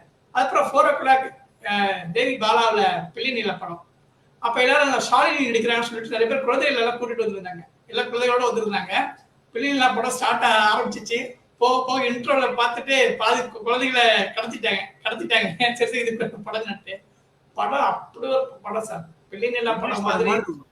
ஆமா, அந்த ஒரு த்ரில்லரு, அந்த ஒரு சஸ்பென்ஸ், அவர் ஓடுற ஓட்டமா இருக்கட்டும், நீங்க சொன்ன மாதிரி அவங்க அம்மா இறந்த பொழுது அவர் நடித்த அந்த நடிப்பாக இருக்கட்டும், அது மாதிரி குழந்தையை வந்து காப்பாற்றணும்னு செயல்பட்டு அந்த தவிப்பா இருக்கட்டும், அதெல்லாம் சான்ஸ்லெஸ்ஸே இல்லாம நடிச்சிருப்பாரு. சோ தெய்வப்பிரியை விட பிள்ளைகள சூப்பரா இருக்கேன்னு சொல்லிட்டு வந்துட்டேன். அப்புறம் பிள்ளைகளை பார்த்துட்டு உடனே தேவிகலா 7 மணி ஷோ, அதுக்கு போய் உதயகீதம் பார்த்தோம். உதயகீதம் பார்த்தோம்னா அது இதை விட சூப்பரா இருந்தது. ஆஹா, இந்த படம் இப்படி விட படமா இருக்கு. அதை விட திரு ராஜாராம் அவர்கள் சொல்லுவாங்க, அது ஒரு ப்ரீவியூ போட்டு, அப்ப முன்னாள் அமைச்சர் திரு ராஜாராம் அவங்களுக்கு ப்ரீவியூ போட்டு பார்த்தாங்களாம். ப்ரீவியூ போட்டு பார்க்கும்போது உதயகீதம் இடைவேளை நிப்பாட்டாத படத்தை அப்படியே கண்டினியூ பண்ணியா அப்படின்ட்டாரா. ஏன் இடைவேளைக்கு, அதாவது ஒரு ஹீரோயின் வந்து ஹீரோ அவங்க ஓடி போய் வெட்டி கல்யாணம் லவ் பண்ணிட்டு கல்யாணம் பண்ணோட யாராவது குத்துவாங்களா, அப்படி ஒரு சஸ்பென்ஸா அது அந்த இடைவேளை இருக்கும். சோ ராஜாராம் சார் என்ன சொன்னாங்க, இன்டர்வியூ விடாத, தொடர்ந்து படத்தை போடு, என்னதான் நீ சொல்லிருக்கேன்னு பார்ப்போம் அப்படின்னு சொல்லி சொன்னாங்க. சோ அது மாதிரியான அந்த படமா இருக்கட்டும், அது 3மே பாத்தீங்கன்னா செம்ம ஹிட் ஆச்சு. கிட்டத்தட்ட 75 டேஸ்க்கு மேல ஓடுனது தெய்வப்பிரவி, 150 நாளுக்கு மேல ஓடுனது பிள்ளைநிலா, கிட்டத்தட்ட 200 டேஸ்க்கு மேல போச்சு உதயகீதம். அது மாதிரி ஒரு மிகப்பெரிய அடுத்தடுத்த படங்கள். இது என்னன்னு கேட்டீங்கன்னா, சாந்தியில சென்னையில பாத்தீங்கன்னா அடுத்தடுத்த தியேட்டர்ல வந்து ஒரு படம் வரும். இப்பெல்லாம் படம் வருது, இப்ப நிறைய மல்டி தியேட்டர்ஸ் வந்துருச்சு. பட் இருந்தாலும் வெவ்வேறு படங்கள் அடுத்து ஒரே நடிகரோட படங்கள் ஓடுதுன்னா அது மிகப்பெரிய சாதனை. அண்ணாவில பார்த்தா விதி ஓடும், அண்ணாவில பார்த்தா விதி ஓடும், சாந்தியில பார்த்தா அன்னி ஓடும், அலங்கார பாத்தீங்கன்னா இப்படி வரிசையா தடிக்கு வந்து ஆனந்த் பெட்டினா லிட்டில் ஆனந்த் வந்து ஃபேவரட் தியேட்டர். சாருக்குன்னு சில ஃபேவரட் தியேட்டர்ஸ் வந்து மெட்ராஸ்ல இருக்குது. அது ஒண்ணு லிட்டில் ஆனந்த், தேவி பாலா, அகஸ்தியா, இதெல்லாம் நான் வந்து பாண்டி பஜார் பக்கத்துல இருந்தேன் நானு. சொல்லியிருக்கேன் நான், இதுக்கு முன்னாடி சொல்லியிருக்கேன்னு நினைக்கிறேன். இளையராஜா சார் முருகேசன் ஸ்ட்ரீட்ல இருந்தாரு, பக்கத்து தெருவில் நாங்கள் இருந்தோம், நாதமணி ஸ்ட்ரீட். ஸோ அங்கே நாகேஷ் தேட்டர் இருக்கும் இல்லையா, நாகேஷ் தேட்டரில் தொடர்ந்து மோகன் சார் படங்கள் வரும். அங்கே தான் நான் வந்து அன்பே ஓடிவா, அப்புறம் ஓ மானே மானே, இதெல்லாம் நான் அங்கே தான் பார்த்தேன். நான் எங்கள் அப்பா கூப்பிட்டு போயிருக்காங்க. ஓ மானே மானேலாம் பார்த்தது எனக்கு ஒரிஜினல் ஜூலியும் பார்த்துருக்கு, ஹிந்தி ஜூலியும். ஆனால் எனக்கு என்னமோ தமிழ் ஓ மானே மானே தான் பிடிக்கும். இதில் இன்னொரு விஷயம், யாருக்கும் தெரியாத ஒரு தகவல், தெரிஞ்சிருக்கலாம் சில பேருக்கு, பல பேருக்கு தெரிஞ்சிருக்கலாம். கமலஹாசன் சார் வந்து பின்னணி பாடினது வந்து ரொம்ப சில பேருக்கு தான் பாடியிருக்காரு. அதுல வந்து அஜித்துக்கு வந்து உல்லாசத்துல ஒரு பாட்டு பாடியிருக்காரு, ரொம்ப கம்மி. அஜித் எனக்கு தெரிஞ்சு ஞாபகம் இல்லை எனக்கு. அப்புறம் மோகன் சாருக்கு தான். இதுல எதுக்கு சொல்றேன்னா, மோகன் சார் கமல் வந்து மோகனுக்கு பாடுறப்போ அப்படி பொருந்து போகும். அந்த பொன்மானை தேடுதே ஆடுதே உன் பாதம் தர தர தர தர தாரார், ரொம்ப அழகா இருக்கும் அந்த சாங்கு. அதுல அந்த மோகன் சார் ஒரு அந்த பர்த்டே சாங், அது அந்த ஆக்ஷனு, அந்த கோட்டு, அந்த இதெல்லாம் வந்து அவருக்கு அவ்வளவு அழகா பொருந்தி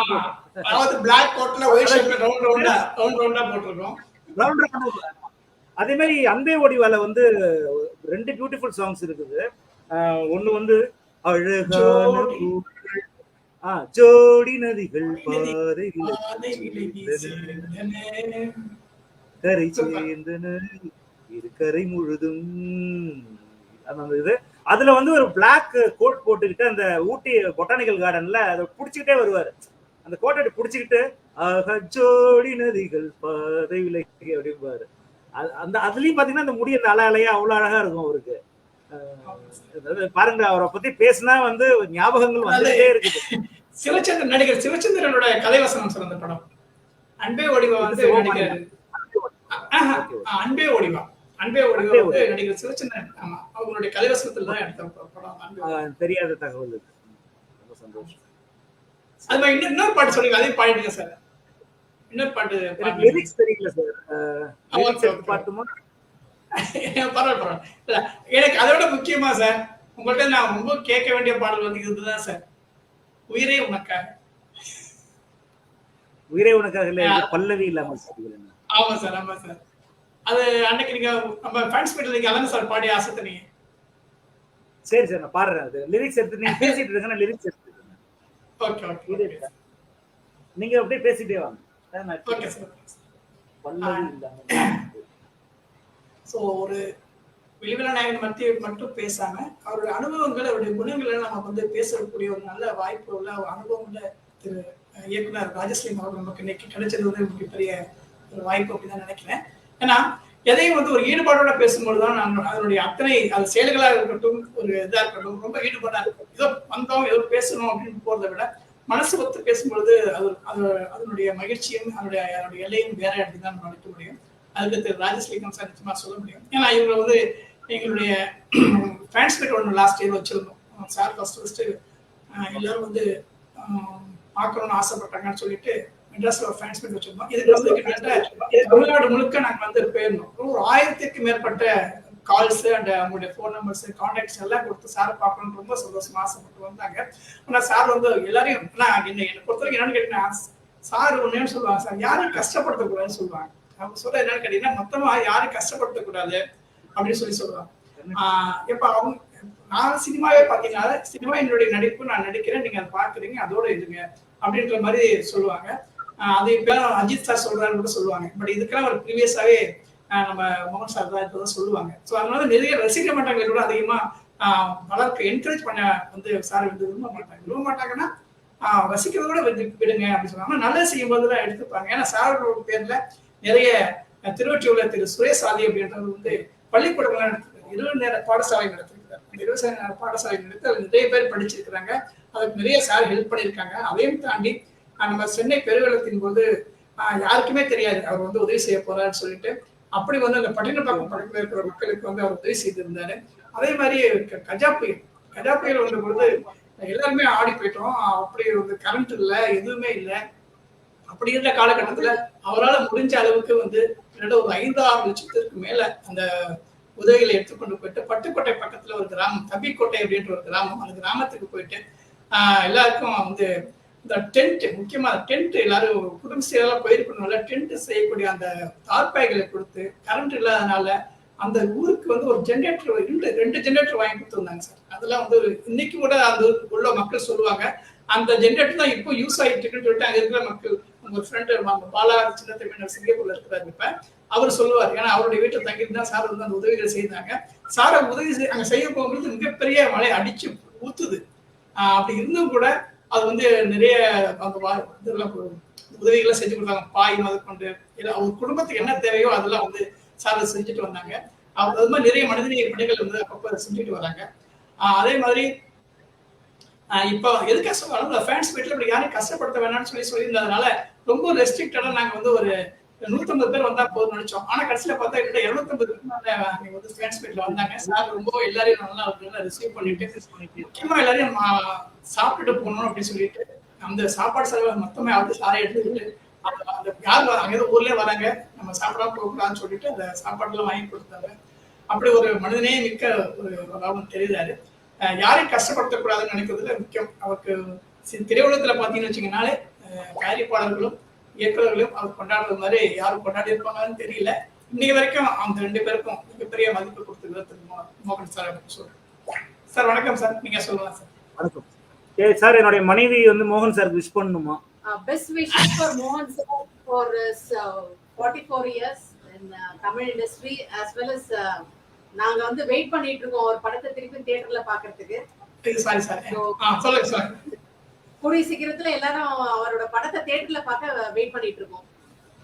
So wishes for that too. சீக்கிரம் வாங்க சார்னு கூப்பிட்டு. ஆமா, சீக்கிரம் வாங்க சார். சரி, ஓகே. நன்றி சார், நன்றி நன்றி. நிச்சயமா மேடம் வந்து நிச்சயமா அந்த ஃபேன்ஸ் மீட்டுக்கு வந்திருந்தாங்க. அப்படி எந்த அளவுக்கு ஒரு அஃபெக்ஷன் அவங்களும் பார்த்தா நமக்கு தெரியும். இல்ல இவங்களோட அக்கா ஒருத்தங்க இருக்காங்க, பிரபான்ட்டு. அவங்க வந்து திருவள்ளிக்கல்ல இருப்பாங்க. ஆமா. அப்புறம் எங்க சங்கர சித்தி, அது மோகன் சாருக்கு ரொம்ப க்ளோஸ். எங்க சித்தி பேர் சொல்லியே கூப்பிடுவாங்க. எங்க சித்தி எங்க அம்மாவும் ரொம்ப க்ளோஸ். எங்க சித்தி வந்து ஏன்னா எங்க சித்தி தான் முதல் ஃபேன் எங்க ஃபேமிலிலேயே. அவங்க மூலியமா தான் மோகன் சார்னு ஒருத்தர் இருக்காருன்னு என் மைண்டுக்கு கொண்டு வந்தது. இந்த நிலாவை காட்டி சோறு ஊட்டுற மாதிரி எங்களுக்கு மோகன் சார் தான் எங்க வீட்டுல நிலா. அவர் வந்து அந்த நிலாவை காட்டி தான் எனக்கு அந்த இது. சரி சார், நீங்க கேட்ட சாங் நிலான்னு சொல்றோம்னா நிலாவுக்கு மோகன் சார் உள்ள கனெக்ஷன் எல்லாம் சொல்ல ஆரம்பிச்சீங்க சார். அதாவது உண்மையிலேயே நிலவு தூங்கும் நேரமா இருக்கட்டும், இளைய நிலா பொழிகிறதா இருக்கட்டும், நிலாவே வாவா இருக்கட்டும், அது மாதிரி பாலு சார் பாடின பல நிலா சாங்ஸ் வந்து மோகன் சாருக்கு தான் பாடியிருப்பாரு. நீங்க சொன்ன மாதிரி இந்த படம் பேரே பாடு நிலாவேன்னு வச்சுட்டாங்க. அப்புறம் என்ன சொல்றது அதுக்கு மேல. முக்கியமா குங்குமச்சி மேல நிலவு தூங்கும் நேரம் லிரிக்ஸ் நான் எடுத்துதான் பாடணும். எனக்கு அந்த அளவுக்கு நினைவே தூங்கிடாது. அதுல பாத்தீங்கன்னா நிறைய இடத்துல சார் ரொம்ப கேஷுவலா சில விஷயங்கள் செஞ்சுட்டு போவார். நான் ஒரு 2 விஷயத்தை மட்டும் சொல்லிடுறேன். அவர் நடிப்புல சொல்றதுனால சொல்றேன். நம்ம எப்படி சாதாரண நடிப்போமோ அது மாதிரி கேஷுவலா இருப்போமோ அது மாதிரி செய்வாரு. அது முக்கியமா அந்த இரட்டைவால் குருவி படத்துல வந்து இந்த ராஜராஜ சோழன் நான் பாடல் பாத்தீங்கன்னா அதுல ஒரு சீன்ல வந்து சார் குளிக்க போவார், பாத்ரூம் போகும்போது பாத்தீங்கன்னா அவரோட பேக்ல முதுகு செஞ்சுட்டே போவார். அது வந்து ஒரு நம்ம எப்படி போனா எப்படி போவோமா கேஷுவலா, அதே மாதிரி அந்த சீனா இருக்கட்டும். அதே மாதிரி இந்த நிலவு தூங்கும் நேரம் படத்துல பாத்தீங்கன்னா பாட்டு பாடிட்டே இருக்கும் பொழுது அந்த மணல்ல எல்லாம் பசங்க இருந்தா கிச்சாம் சத்தாம்பாலம் விளையாடுவாங்க, மணல்ல வந்து கை விளையாடுவாங்க இல்லையா, அதே மாதிரி அதை பண்ணிட்டு அந்த மணலை அப்படியே அள்ளிட்டு அதை தூக்கி போடுவார். அதாவது அது ஒரு விரக்தியின் வெளிப்பாடாகவும் அந்த ஏழ்மையின் வெளிப்பாடாகவும் அந்த சாங்கை வந்து அவ்வளவு அருமையா என்று முடிப்பாரு. அதெல்லாம் வந்து சொல்லி கொடுத்துருக்க மாட்டாங்க சார். அதெல்லாம் வந்து அவர் வந்து இயல்பா அந்த பாட்டை உள்வாங்கி, அதாவது எனக்கு சில சமயம் அந்த நீ சொல்றது அந்த மணல்ல வந்து பாடிக்கிட்டே எழுதுவாரு, இளவரசியை பார்ப்பாரு, திரும்ப எழுதுவாரு, இளவரசியை பார்ப்பாரு. அதாவது பாடுறது எழுதியாரு காட்டுவாரு. அது வந்து ரொம்ப ஒரு குழந்தை மனசு உள்ளவங்க தான் அதை செய்வாங்க. அந்த கேரக்டர் எந்த மௌத்தார்கான கொடுத்து நீ பாடுன்னு சொல்லிட்டு கொடுப்பாரு. இந்த மௌத்தார்கான அவர் தான் வாசிப்பாரு. பட் இருந்தாலும் கடைசி சீன்ல பாத்தீங்கன்னா அது அவர்கிட்ட கொடுத்து அதை வந்து வாசிக்க சொல்லி கேட்பாரு. அது ரொம்ப கேஷுவலா இருக்கும். கரெக்ட், நீங்க சொல்லுங்க சார். அந்த பாட்டு முடியறப்போ அந்த கடைசியில வந்து ஒரு மென் சோகத்தோட அந்த பாட்டு முடியும். கடைசியில அது வரைக்கும் சிரிச்சுக்கிட்டே பாடுவாரு. எண்டுல வந்து நிலவு தூங்கும் கண் கலங்கி இருக்கும். நினைவு அவர் இளவரசி வாசிப்பாங்க. இரவு தூங்கினாலும் உறவு தூங்கிடாது, இந்த இது ஒரு தொடர்கதை, தினம் தினம் வளர்ப்பிறை நிலவு தூங்கும் நேரம்ட்டு அப்படி கண்ணில் கண்ணீர் வழியும். அப்படியே கரெக்டா அந்த எண்டுல அந்த கண்ணீர் வழியும், அதுக்கு முன்னாடி வழியாது. அதான் சொல்லுவேன். சில சமயம் நான் என்ன சொல்லுவேன்னா, மற்ற நடிகர்கள் வந்து ஒரு பாட்டை அந்த ஷூட்டிங்கு அன்னைக்கு வந்து அந்த பாட்டை முடிச்சாகணும், அந்த பாட்டோடைய வரிகளை மனப்பாடம் பண்றாங்க. நிறைய நடிகர் நல்ல ரொம்ப அற்புதமா நடிக்கிறவங்க இருக்காங்க பாட்டை உள்வாங்கிட்டு. நான் என்ன சொல்லுவேன்னா, மோகன் சார் வந்து அந்த பாட்டை பாடல, அந்த பாட்டாவே மாறிடுறாரு. அந்த பாட்டுக்கு ஒரு ஆண் ரூபம், ஒரு ஆண் மனித வடிவம் கொடுத்தா என்ன ஆகுமோ அதுதான் மோகன் சார். நான் சொல்றது உங்களுக்கு புரியுதான்னு தெரியல. இல்ல மத்தவங்க அந்த பாட்டை பாடி நடிக்கிறாங்க, அவர் அந்த பாட்டாவே மாறிடுறாரு. அந்த பாட்டு, அந்த வரி வடிவம், அந்த இசை வடிவம் வந்து ஒரு மனுஷ ரூபம் எடுத்து அந்த ஸ்கிரீன்ல இருந்தா என்னவோ அதான் மோகன் சார் சாங்ஸ். இன்னைக்கும் வந்து மோகன் ஹிட்ஸ் டிவிடி விற்கிறதும், யூடியூப்ல வந்து மோகன் சாங்ஸுக்குன்னு தனி பேஜ் இருக்குது. எதா இருந்தாலும் மோகன் மோகன் மோகன் மோகன் ஏன் மற்ற ஆக்டர்ஸ்க்கு இருக்கலாம், ஆனா மோகன் ஹிட்ஸ் மோகன் சாங்ஸ்ங்கிற அந்த வீடியோக்கு இருக்கிற அந்த மேஜிக் இன்னைக்கும். இப்போ உற்சாகம் என்ன விஜய் பாட்டு பாக்குறாங்க, அதெல்லாம் ஓகே. ஆனா இந்த இரவின் அமைதியில ஒரு வந்து எங்க வீட்டுல வந்து நிறைய லேடிஸ் இருக்காங்க. நீங்க சொன்ன மாதிரி அவர் வந்து ஒரு லேடிஸ் மேன் என்ன, பெண்களும் அத்தனை வயசு வித்தியாசம் இல்லாம 10 வயசு பொண்ணுல இருந்து 70-80 வயசானவங்க வரைக்கும் லேடிஸ் அந்த அளவுக்கு தன்னுடைய சின்ன பசங்க வந்து தன்னுடைய அங்கிளா, அண்ணனா, சில பேர் தன்னோட தம்பியா, சில பேர் தன்னோட லவ்வரா, சில பேர் தன்னுடைய மானசீக கணவனா, சில பேர் தன்னோட பையனா, சில பேர் தன்னோட பேரனா, இந்த மாதிரி பல ரூபங்கள்ல மோகன் சார் பார்த்தது காரணம் அவர் அந்த பாட்டே அவங்களோட வாழ்க்கையில வந்து அவர் பல ஞாபக படிமங்களை வந்து கொடுத்துக்கிட்டு வந்துகிட்டே இருந்திருக்காரு. எனக்கு தெரிஞ்சு அந்த காலத்துல நிறைய கணவர்கள் வந்து கொலவெறியில இருந்திருப்பாங்க மோகன் சார். நிச்சயமா நிச்சயமா. இல்ல அத சொன்னது மோகன் பேர் கூட கல்யாணம் பண்ணிட்டவங்க எல்லாம் நிறைய பேர் இருக்காங்க சார். அந்த மாதிரி மோகன் கணவர் பேர் மோகன் பேர் வச்சவங்க. ஆமா, என்னுடைய சின்னவா பையன் பேர் வந்து மோகன் தான். நான் தான் எங்க அம்மா சின்னமா என்ன பண்ணாங்க, எங்க சித்தி, நான் அம்மா தான் கூப்பிடுவேன். அவங்க என்ன சொன்னாங்கன்னா, நீ ஒரு மோகன் மேல ரொம்ப இதா இருக்குன்னு சொல்லிட்டு என் தம்பிக்கு, எங்க சின்னமா பையனுக்கு பேர் வந்து மோகன் தான். முகப்பேர்ல எனக்கு தெரிஞ்சு ஒருத்தங்க மோகன் ஃபேன், அவங்க பையனுக்கு மோகன் தான் பேர் வச்சிருந்தாங்க. நான் எத்தனை மோகன் இருக்காங்க அப்போ நமக்கு தெரியும். அதே மாதிரி நீங்க அந்த பாடலை பத்தி சொல்லும்போது சொன்னீங்க, இதே கோயில் படத்துல வந்து யார் வீட்டில் ரோஜா பாட்டு நீங்க கேட்டீங்கன்னா கூட நான் கேட்டுட்டு இருந்தேன். அப்படிங்கிறப்போ அந்த அப்படியே அந்த வாய் நிஜமாவே அவள் கொடுத்தா அந்த பாடல் இங்கே நனைவதனாலே அந்த கண்ட வந்து ஜீவன்கள் தலைவிட ஆட்டுவார் பாருங்க. அதெல்லாம் ஒண்ணுமே செய்ய முடியாது. அந்த அவருக்கு வந்து ரொம்ப அழகான காஸ்டியூம் போடணும் அவசியமே இல்லை. அதுல பாத்தீங்கன்னா ஒரு சாதாரண கதர் சட்டை தான் போட்டிருப்பாரு. அதுல வந்து ஒரு சிம்பிள் மேனா தான் இருப்பாரு. ஆனா அவ்வளவு ஒரு அழகு இருக்கும்.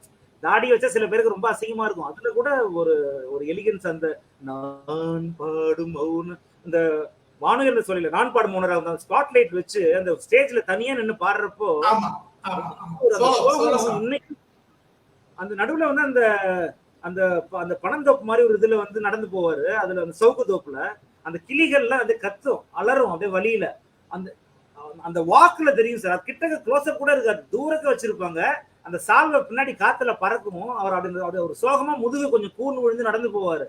அந்த சில் அவுட் ஷாட்ல கூட அவருடைய சோகத்தை அவர் காட்டியிருப்பாரு. அப்போ வந்து அந்த பாட்டோடைய மூடை எந்த அளவுக்கு ஒரு உள்வாங்கி இருந்தா அது அப்படி வெளிப்படும். பாடி லாங்குவேஜ்ல நகம் முடி கூட நடிக்கும் அவருக்கு. அது என்ன சொல்றதுன்னு தெரியல எனக்கு. நிச்சயமா சார். சரி, நம்ம உயிர் உனக்காக வந்துருவோம். உயிர் உனக்காக நீங்க வெயிட் பண்ணிட்டு இருக்கீங்க, நானும் வெயிட் பண்ணிட்டு இருக்கேன், நம்ம ரசிகர்கள் வெயிட் பண்ணுவாங்க. எனக்கு ஆக்சுவலி உங்களுக்கு பிடிச்ச சாங் தான் பாடணும்னு எடுத்து வச்சிருந்தேன். ஓசையில வந்து ஒரு பாடல் நான் கேட்டிருந்தேன், அதுதான் உங்களோட ஃபேவரட். அதை அடுத்தது பார்க்கலாம். இது நான் பாடி ரொம்ப நாள் ஆச்சு. நான் ப்ரொஃபஷனல் சிங்கரும் கிடையாது குமரேஷ் சார் மாதிரி. அதனால கொஞ்சம் இதை வந்து சார் மேல இருக்கிற லவ்ல தான் பாடுறாங்க. அவ்வளவுதான். அந்த லவ் இருந்தா ஆட்டோமேட்டிக்கா பாடல் வந்துரும் சார். இப்ப நான் கூட நிறைய கிளப்ஸ்ல பாட ஆரம்பிச்சேன் சார். எல்லாம் அப்படிதான் சொல்றாங்க, பரவாயில்லையே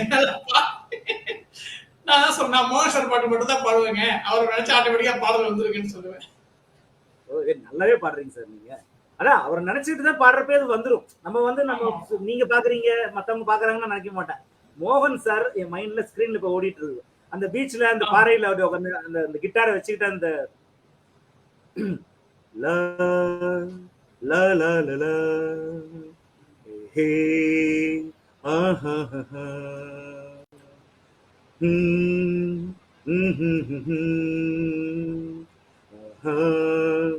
ஜூ ஜூ ஜூ ஜூ லா லா லா லா லா லா லா லா லா லா லா லா பல்லவி இல்லாமல் பாடுகிறேன், பாதை இல்லாமல் ஓடுகிறேன், பல்லவி இல்லாமல் பாடுகிறேன், பாதை இல்லாமல் ஓடுகிறேன், ஊமை காற்றாய் வீசுகிறேன், உறங்கும் போதும் பேசுகிறேன், ஊமை காற்றாய் வீசுகிறேன், உறங்கும் போதும் பேசுகிறேன், இந்த ராகம் தாளம் எதற்காக, உயிரே உனக்காக, உயிரே உனக்காக, உயிரே உனக்காக, உயிரே உனக்காக. இப்போதைக்கு அவனை போதும் சார். Super super sir. அதாவது அந்த பேக்ரவுண்ட்ல அந்த நைட் எஃபெக்ட் அந்த நீங்க சொல்ற மாதிரி கிட்ட தோல்ல போட்டு அதை ரசிச்சு பாடுபடுது. அது மயக்காத மனுஷங்களே கிடையாது சார். ஏன்னா இந்த ஜெனரேஷனை தாண்டி அவர் எங்கேயுமே போகல அப்படின்றது அதுக்குள்ளே சுத்திட்டே இருக்காரு. அதனால இன்னைக்கும் வந்து யங்ஸ்டர்ஸ் வந்து அவர் பின்னாடி வந்து அவர் பாடலை கேட்டு தன்னுடைய ஒரு நினைவுகளா போக்கிக்கிறாங்க. உதாரணமா அந்த எந்த பாட்டு இல்ல, இந்த மலையோர நிசு காத்து, அந்த பாட்டு அவ்வளவு ஒரு பியூட்டிஃபுல்லா இருக்கு. பாடலாவே புத்தாலத்து தேடறி அந்த பாடுறப்ப நீங்க பாத்தீங்கன்னா பாடுங்க பாடுங்க பாடுங்க சொல்லுங்க சார் பாடுங்க. ரசிச்சு பாடுறப்ப நான் கட் பண்ணேன். இல்ல அதுல அந்த அந்த வேதனை அந்த பாலு சார் வந்து ரொம்ப ரொம்ப அந்த வேதனையை உள்ள அப்படியே ஒரு தேனடையில தேனை புழிஞ்சு கொடுக்குற மாதிரி அந்த சோகத்தை கொடுப்பாரு. இவர் பாடுறப்ப பாத்தீங்கன்னா அந்த விக்கு ஒண்ணு வச்சிருப்பாரு, மொட்டை அடிச்சு ஒரு மாதிரி அந்த அப்பாவியா காட்டுறதுக்காக இந்த சட்டையை இப்படி புடிச்சுப்பாரு. அது பிடிக்கணும்னு அவசியமே கிடையாது, யாரும் சொல்லி கொடுத்துருக்க மாட்டாங்க. அதை பிடிச்சிட்டு வான் பறந்த தேன் சிட்டு நான் பிடிக்க வாராதா, கயிறுக்கும் ரோசா லிரிக்ஸ் ஞாபகம் இல்ல, கை கலக்க கூடாதா, ஆத்தோரம் நானல் பூங்காத்தோடு ஆட, ஆவாரம் பூவில் அது தேவாரம் பாட, இங்கே நான் காத்திருக்க என் பார்வை பூத்திருக்க, எங்கேயோ நீ இருந்து என் மீது போட்டு கொடுக்க எங்கேயோ இந்த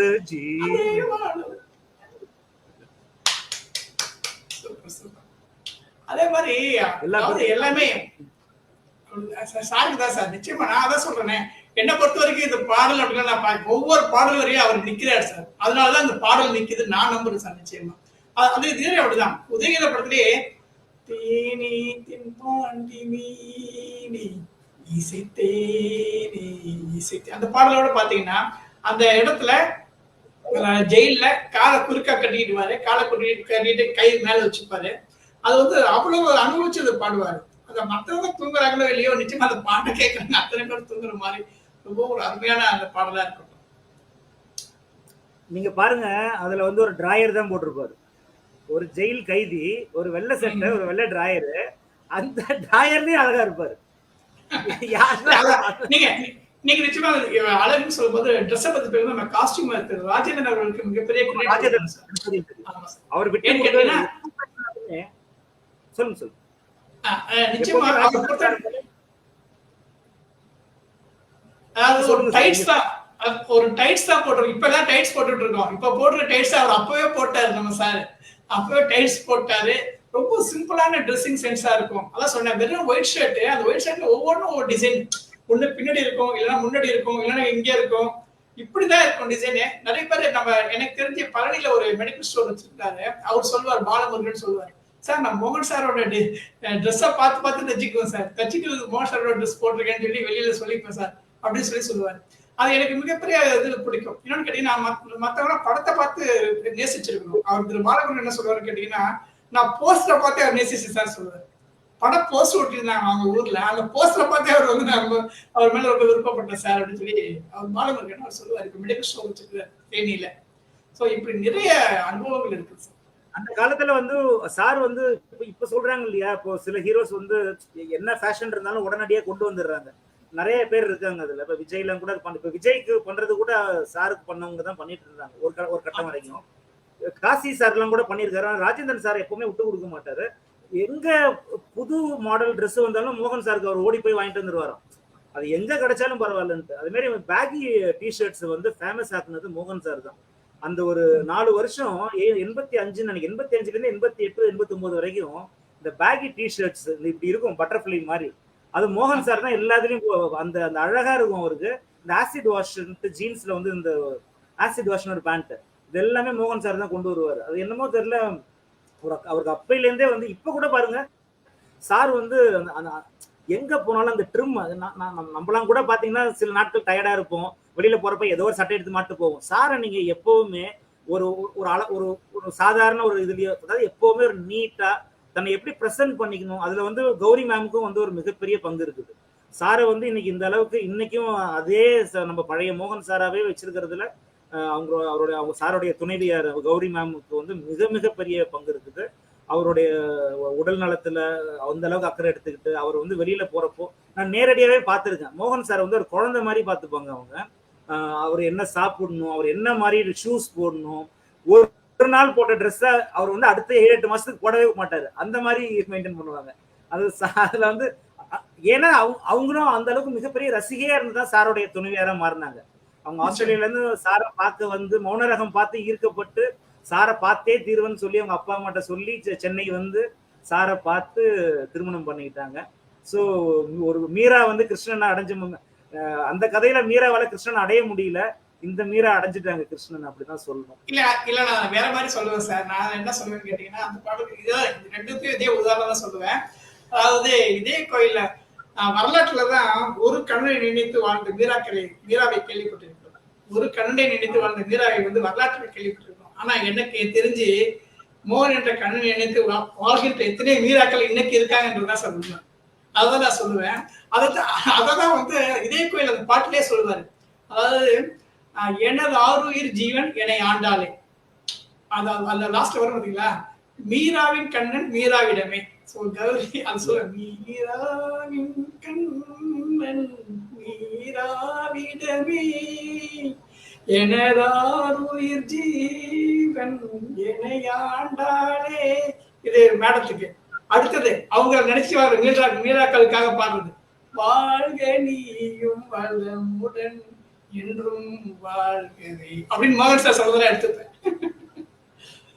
இல்ல பியூட்டிஃபுல், நீங்க ரொம்ப கரெக்டான, அதாவது நம்மள மாதிரி ஃபேன்ஸ் தான் இதை ரொம்ப உன்னிப்பா கவனிப்போம். நான் கூட தவற விட்டுட்டேன் இந்த பாயிண்ட்டை. நீங்க ரொம்ப அழகா சொன்னீங்க. இதை எனக்கு சாரை பத்தி பேசினா என்னென்னமோ ஞாபகங்கள் வருது.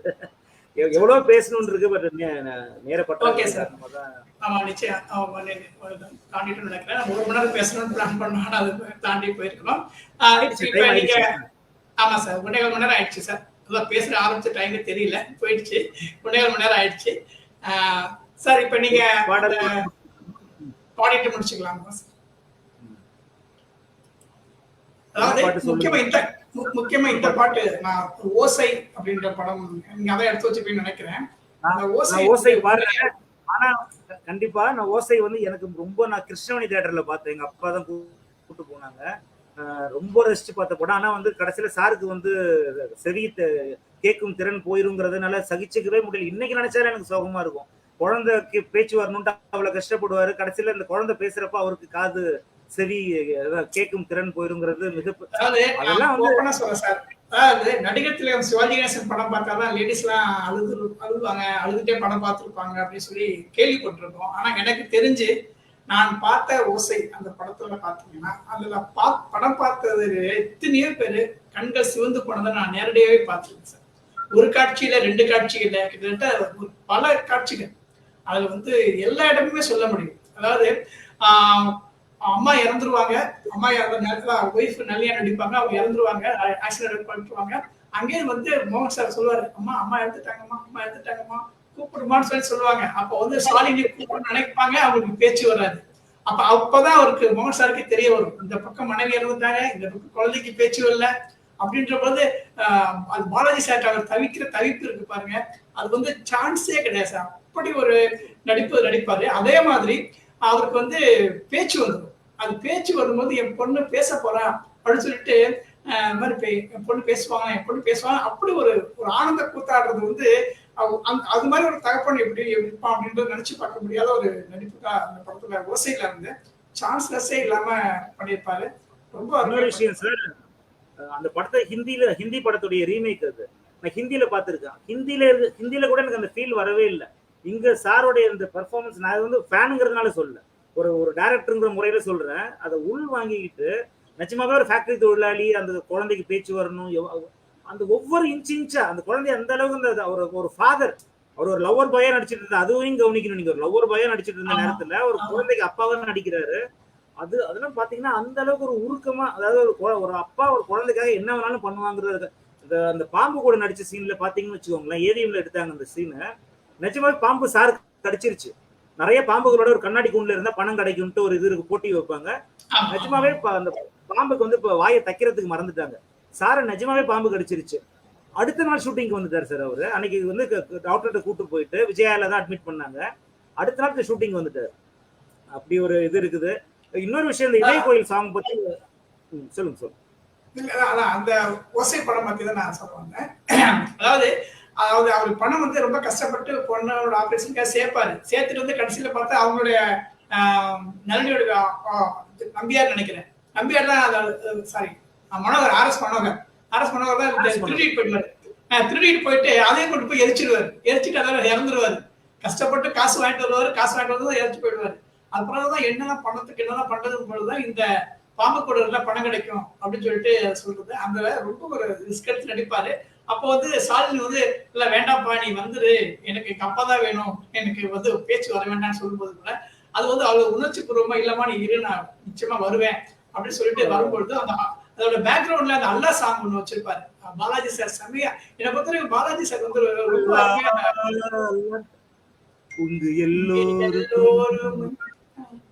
பாட்டு ரொம்ப அருமையா இருக்கும். பாலாஜி சார் வந்து எப்படி கோவை தம்பி சாரோ அதே மாதிரி பாலாஜி சார் வந்து மோகன் சாருக்கு மிகப்பெரிய ஒரு இதெல்லாம் கொடுத்திருக்காங்க. அது விதியா இருக்கட்டும், நிரபராதி இருக்கட்டும், முதல்ல ஒரு போலீஸ் ஒரு ஆக்ஷன் ஹீரோவா மாத்துறது கூட நிரபராதி படத்துல சொல்ல முடியும். அந்த படமா இருக்கட்டும். தேவி நீ இன்றி நான் ஏதம்மா, என்னுயிர் நீதானம்மா, அதை விட பாத்தீங்கன்னா நீங்க நடிகை ஸ்ரீபிரியாவோட டைரக்ஷன் பண்ண அந்த சாந்தி முகூர்த்தத்துல ஒரு பாட்டு தெரியுமா? மௌனமே மௌனமே உன்னுடன் பாடவா காதலின் பௌர்ணமி போல் நீ வா, காதலின் வெகுமதி கண்களில் அனுமதி, இமைகளில் நீதி. இதய கோயில் சாங் சூப்பர் சாங். அதாவது இளையராஜா சார், ராஜா சார் மியூசிக் மட்டும் இல்ல, மோகன் சாருக்கு வந்து மியூசிக் போடணும்னு முடிவு பண்ணிட்டா சாதாரண மியூசிக் டைரக்டர் கூட சூப்பர் ஹிட் சாங் கொடுத்துருவாங்க. அது ஹீரோஸ்க்கு வராது. மோகன் சார் மூஞ்சி நினைச்சோன்னா அவங்க டியூன் பிறந்துரும் போல இருக்கு. தீராத விளையாட்டு பிள்ளைகளை பார்த்தீங்கன்னா, மலர்களே இதோ இதோ வருகிறார் தலைவி, பூவோ பொன்னோ முத்தோ மணியோ பொங்கும் காதல் கங்கை நதியோ மலர்களே. முக்கியமான பாயிண்ட் நீங்க கவனிக்கணும். இளையராஜா சார் வந்து எழுதின, சொல்லணும்னு நினைச்சேன், இளையராஜா சார் எழுதின முதல் பாட்டு வந்து இதயம் ஒரு கோயில் தான். அது பாருங்க, அது மோகன் சாருக்கு தான் எழுதணும்னு இருக்கு. நான் என்ன சொல்ல வந்தேன்னா, எதுக்கு இளையராஜா, எஸ்பி பாலசுப்ரமணியம், மோகன் இவங்கெல்லாம் ஒரே காலகட்டத்துல பிறக்கணும். இதுதான் வந்து இயற்கை செய்யற ஒரு சங்கமம்னு சொல்லுவோம். எப்பயாச்சும் தான் சில இந்த 12 வருஷத்துக்கு ஒரு குறிஞ்சி பூ பூக்குங்கிற மாதிரி சில சங்கமங்கள் வந்து சில நேரத்துல தான் நடக்கும். இது இன்னும் எத்தனை நூற்றாண்டுகள் ஆகும் தெரியல. இதே மாதிரி ஒரு மூவர் கூட்டணி வரத்துக்கு பாலு சாரும் இளையராஜா சாரும் எத்தனையோ பேருக்கு பண்ணியிருந்தாலும் இந்த மோகன் எஸ்பிபி இளையராஜாங்கிற அந்த கூட்டணி ஏன் ஒரே நேரத்துல அமையணும், அதை கேட்கறதுக்கு நம்ம ஏன் அந்த நேரத்துல பிறக்கணும்? அதை நீங்க யோசிச்சு பாத்தீங்கன்னா இதுல வந்து இயற்கையோட ஏதோ ஒரு சூட்சமம் இருக்குன்னு தான் நான் சொல்லுவேன். சரி சார், நம்ம இப்போ பேச நல்ல சாரை பத்தி ரொம்ப திருப்தியாக இருக்குது. ஆனா ஒரு சோக பாட்டோட முடிக்க வேண்டாம். உங்களுக்காக இந்த பாட்டும் ஒரு சந்தோஷமான பாட்டும் பாடிட்டு நான் முடிச்சுக்கலாம். நிச்சயமா நிச்சயமா. இது எனக்கு இந்த சாங் ரொம்ப ஃபுல்லா தெரியாது. உங்களுக்காக ஒரு சின்ன ஒரு 4-5 வரி மட்டும் பாடுறேன். நீங்களும் பாடுறதா பாடுங்க. உங்களுக்கு நீங்க பாடுங்க சார்.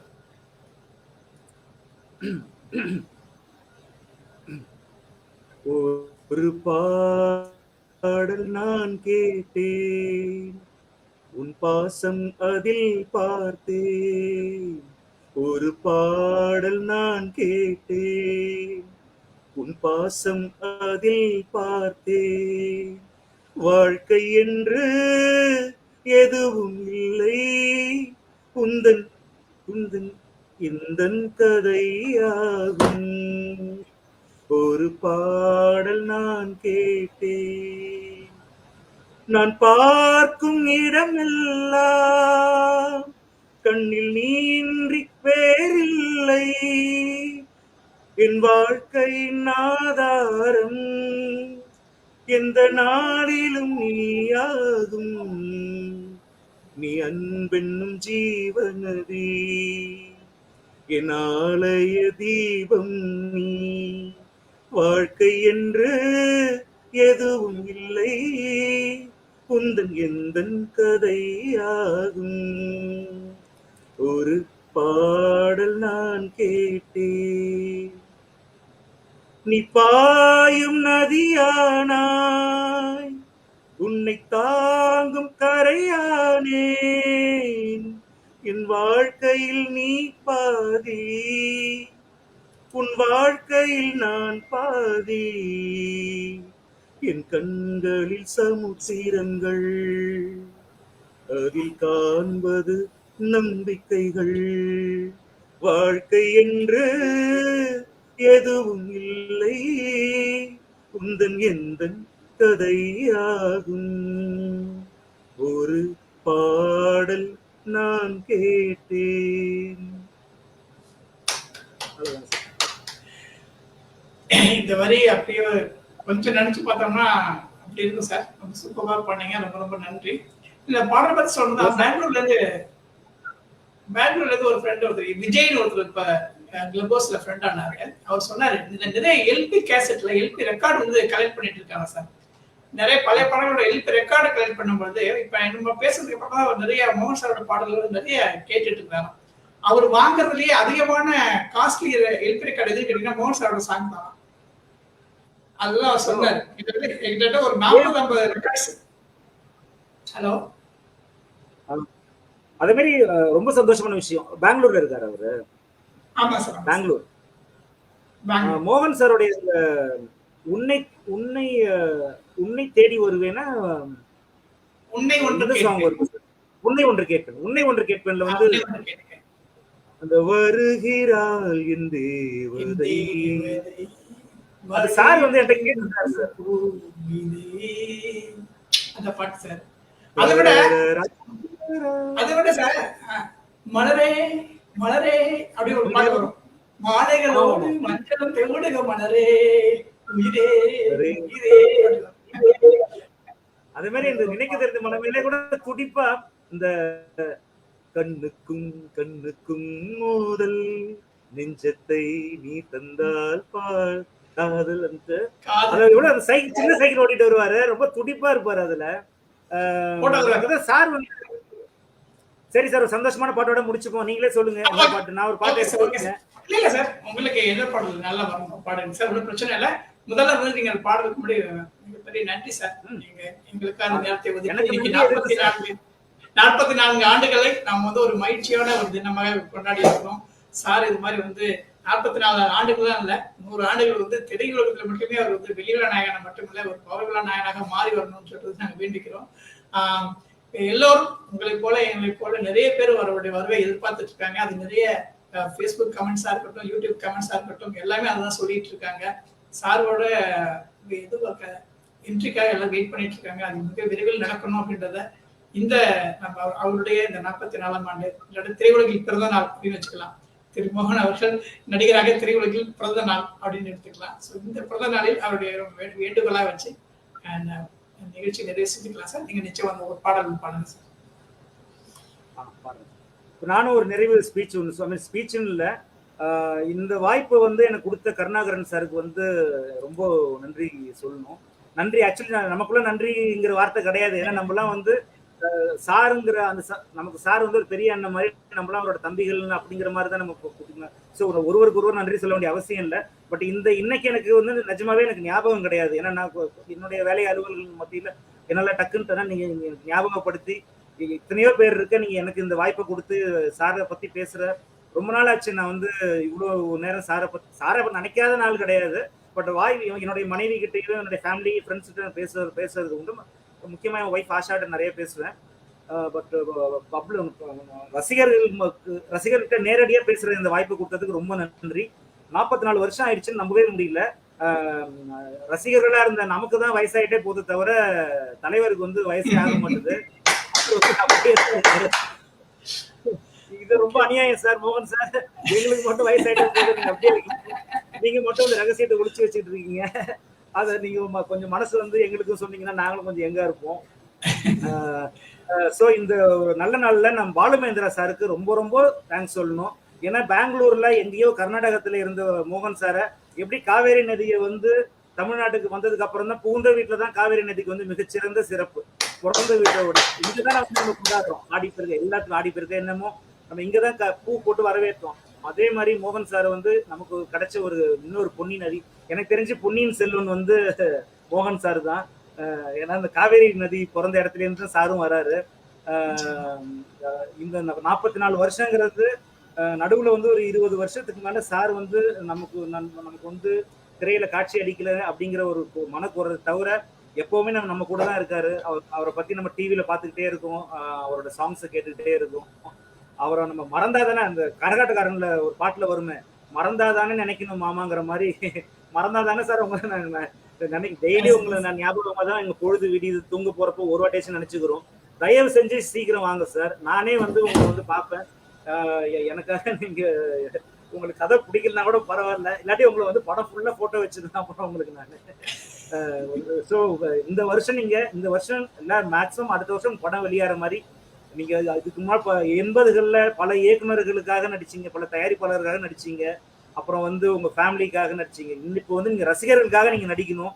நீங்க வந்து இப்போ நீங்க எங்களுக்காக நீங்க நடிக்கணும். இப்போ ஒரு அம்மாட்ட வந்து சாப்பாடு கேட்கற மாதிரி, ரொம்ப பசிக்குது தயவு செஞ்சு சாப்பாடு தான் அம்மான்னு கேட்கற மாதிரி நான் உங்ககிட்ட கேட்குறோம்.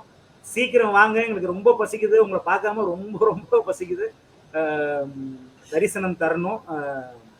வி லவ் யூ மோகன் சார். நிப்பாட்டவே முடியல, அவ்வளோ லவ். I love you. 85ல 84 88 சாரி உங்களை 81ல பயணிகள் முடிவதில்லையே நான் பார்த்துட்டேன். ஆக்சுவலி கிளிஞ்சல் ஃபர்ஸ்ட் நான் உங்களை பார்த்த படம். நெஞ்சத்தை கில்லாடி வந்து பின்னாடி தான் நான் பார்க்க முடிஞ்சுது. சீக்கிரம் உங்களை ஸ்க்ரீனில் பார்க்கறதுக்கு ரொம்ப ஆர்வமாக இருக்கேன். நான் உங்களை விரைவில் நேரில் வந்து பார்க்கணும். ரொம்ப சந்தோஷம் sir. Love you. Thanks Karunakaran sir. ஒரு சந்தோஷமான பாட்டோட இது முடிச்சுக்கலாம். இது வந்து சாருடைய ஒரு லவ் சாங்கு. எனக்கு ரொம்ப பிடிச்ச சாங்கு, எங்கள் வீட்டில் எல்லாருக்கும் பிடிச்ச சாங்கு, அவருடைய ஃபீமேல் ஃபேன்ஸுக்கும் பிடிக்கும் அப்படின்ட்டு நான் நம்புகிறேன். சார் இருக்கீங்களா? சார் இருக்கு சார், பாடுங்க சார். ஓகே, நீ உங்க பேச காட்டுங்க, அப்பதான் எனக்கு எனர்ஜி வரும். Okay sir. இது வந்து இளமை காலங்கள்ல வர இசை மேடையில் எனக்கு ரொம்ப பிடிச்ச சாங். ஓகேவா சார்? Okay sir. உங்களுக்கு ஓகேவா? Okay, no problem sir. இசை மேடையில் இன்ப வேளையில் சுகராகம் பொழியும் லலலால இளமை நெருக்கம் இருந்தும் தயக்கம் இசை மேடையில் இன்ப வேளையில் சுபராகம் புரியும். கன்னிமகள் கூந்தல் கலைந்திருக்க வந்து தொடும் உன் கைகள் வகிடெடுக்க. கன்னிமகள் கூந்தல் கலைந்திருக்க வந்து தொடும் உன் கைகள் வகிடெடுக்க. போதை கொண்டு பூ அழைக்க தேடி வந்து தேனெடுக்க. போதை கொண்டு பூ அழைக்க தேடி வந்து தேனெடுக்க. தங்க கொழுந்து தொட்டவுடன் பூவாகும். இசை மேடையில் இன்ப வேளையில் சுகராகம் பொழியும். முத்தம் தரும் ஈரன் பதிந்திருக்கும். முல்லை இளம் பூவெடுத்து முகம் துடைக்கும். போதை கொண்டு பூ. லிரிக்ஸ் இல்ல சாருங்க, அதோட வேற என்ன சார் சொல்றது, அவ்வளவுதான். எனக்கு அவர் நினைச்சு எனக்கு ஒரு பொண்ணு மாதிரி வெக்கம் வந்துருச்சு, பாட்டு மறந்து போச்சு. ரொம்ப சந்தோஷம் சார். உங்க வாய்ஸ் கேட்கல. Okay sir. கேட்குது சார். ரொம்ப ரொம்ப மகிழ்ச்சி சார். ரொம்ப ரொம்ப நன்றி. சாரோட இந்த 44ஆம் ஆண்டு திரைப்பயணத்தில் நாம் இன்று இணைந்திருந்தோம் அப்படின்றது நமக்கு கிடைச்ச வாய்ப்பு, ஒரு அதிசயம் அப்படிதான் நினைக்கிறோம். ஸோ நிறைய படங்கள், நிறைய உலகம் அவர்கிட்ட எதிர்பார்க்குது. சார் வந்து மீண்டும் நமக்கு வந்து திரையில வந்து நம்மளை சந்திக்கணும். சார் இப்போ நான் லேட்டஸ்டா என்னுடைய பிறந்த நாளுக்கு ஆஃபீஸ் வந்து சந்திச்சேன்.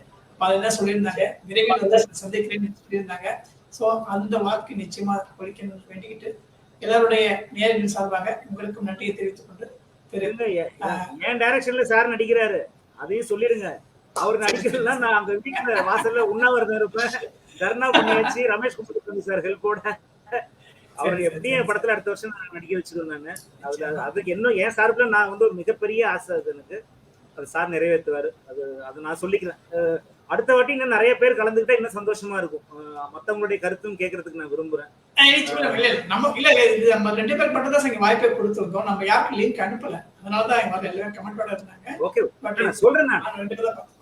நிச்சயமாக அது மாதிரி இந்த வெளிவிழா நாயகன் ரசிகர் குழுமத்தின் சார்பாகவும், மோகன் ஹிட்ஸ் என்ற குழுமத்தின் சார்பாகவும், கலைச்செல்வன் மோகன் ரசிகர் மன்றம் சார்பாகவும், மும்பை கோகிலா ஃபேன்ஸ் கிளப் தனியா இருக்கு, அந்த என்னுடைய முகநூல் சார்பாகவும், எண்ணற்ற ரசிகர்கள் சார்பாகவும் மனமார்ந்த வாழ்த்துக்களை திரு மோகன் சார் அவர்களுக்கு தெரிவித்துக் கொண்டு இந்த நிகழ்ச்சியை நிறைவு செய்கிறோம். நன்றி, வணக்கம். லவ் யூ மோகன் சார். Thank you sir.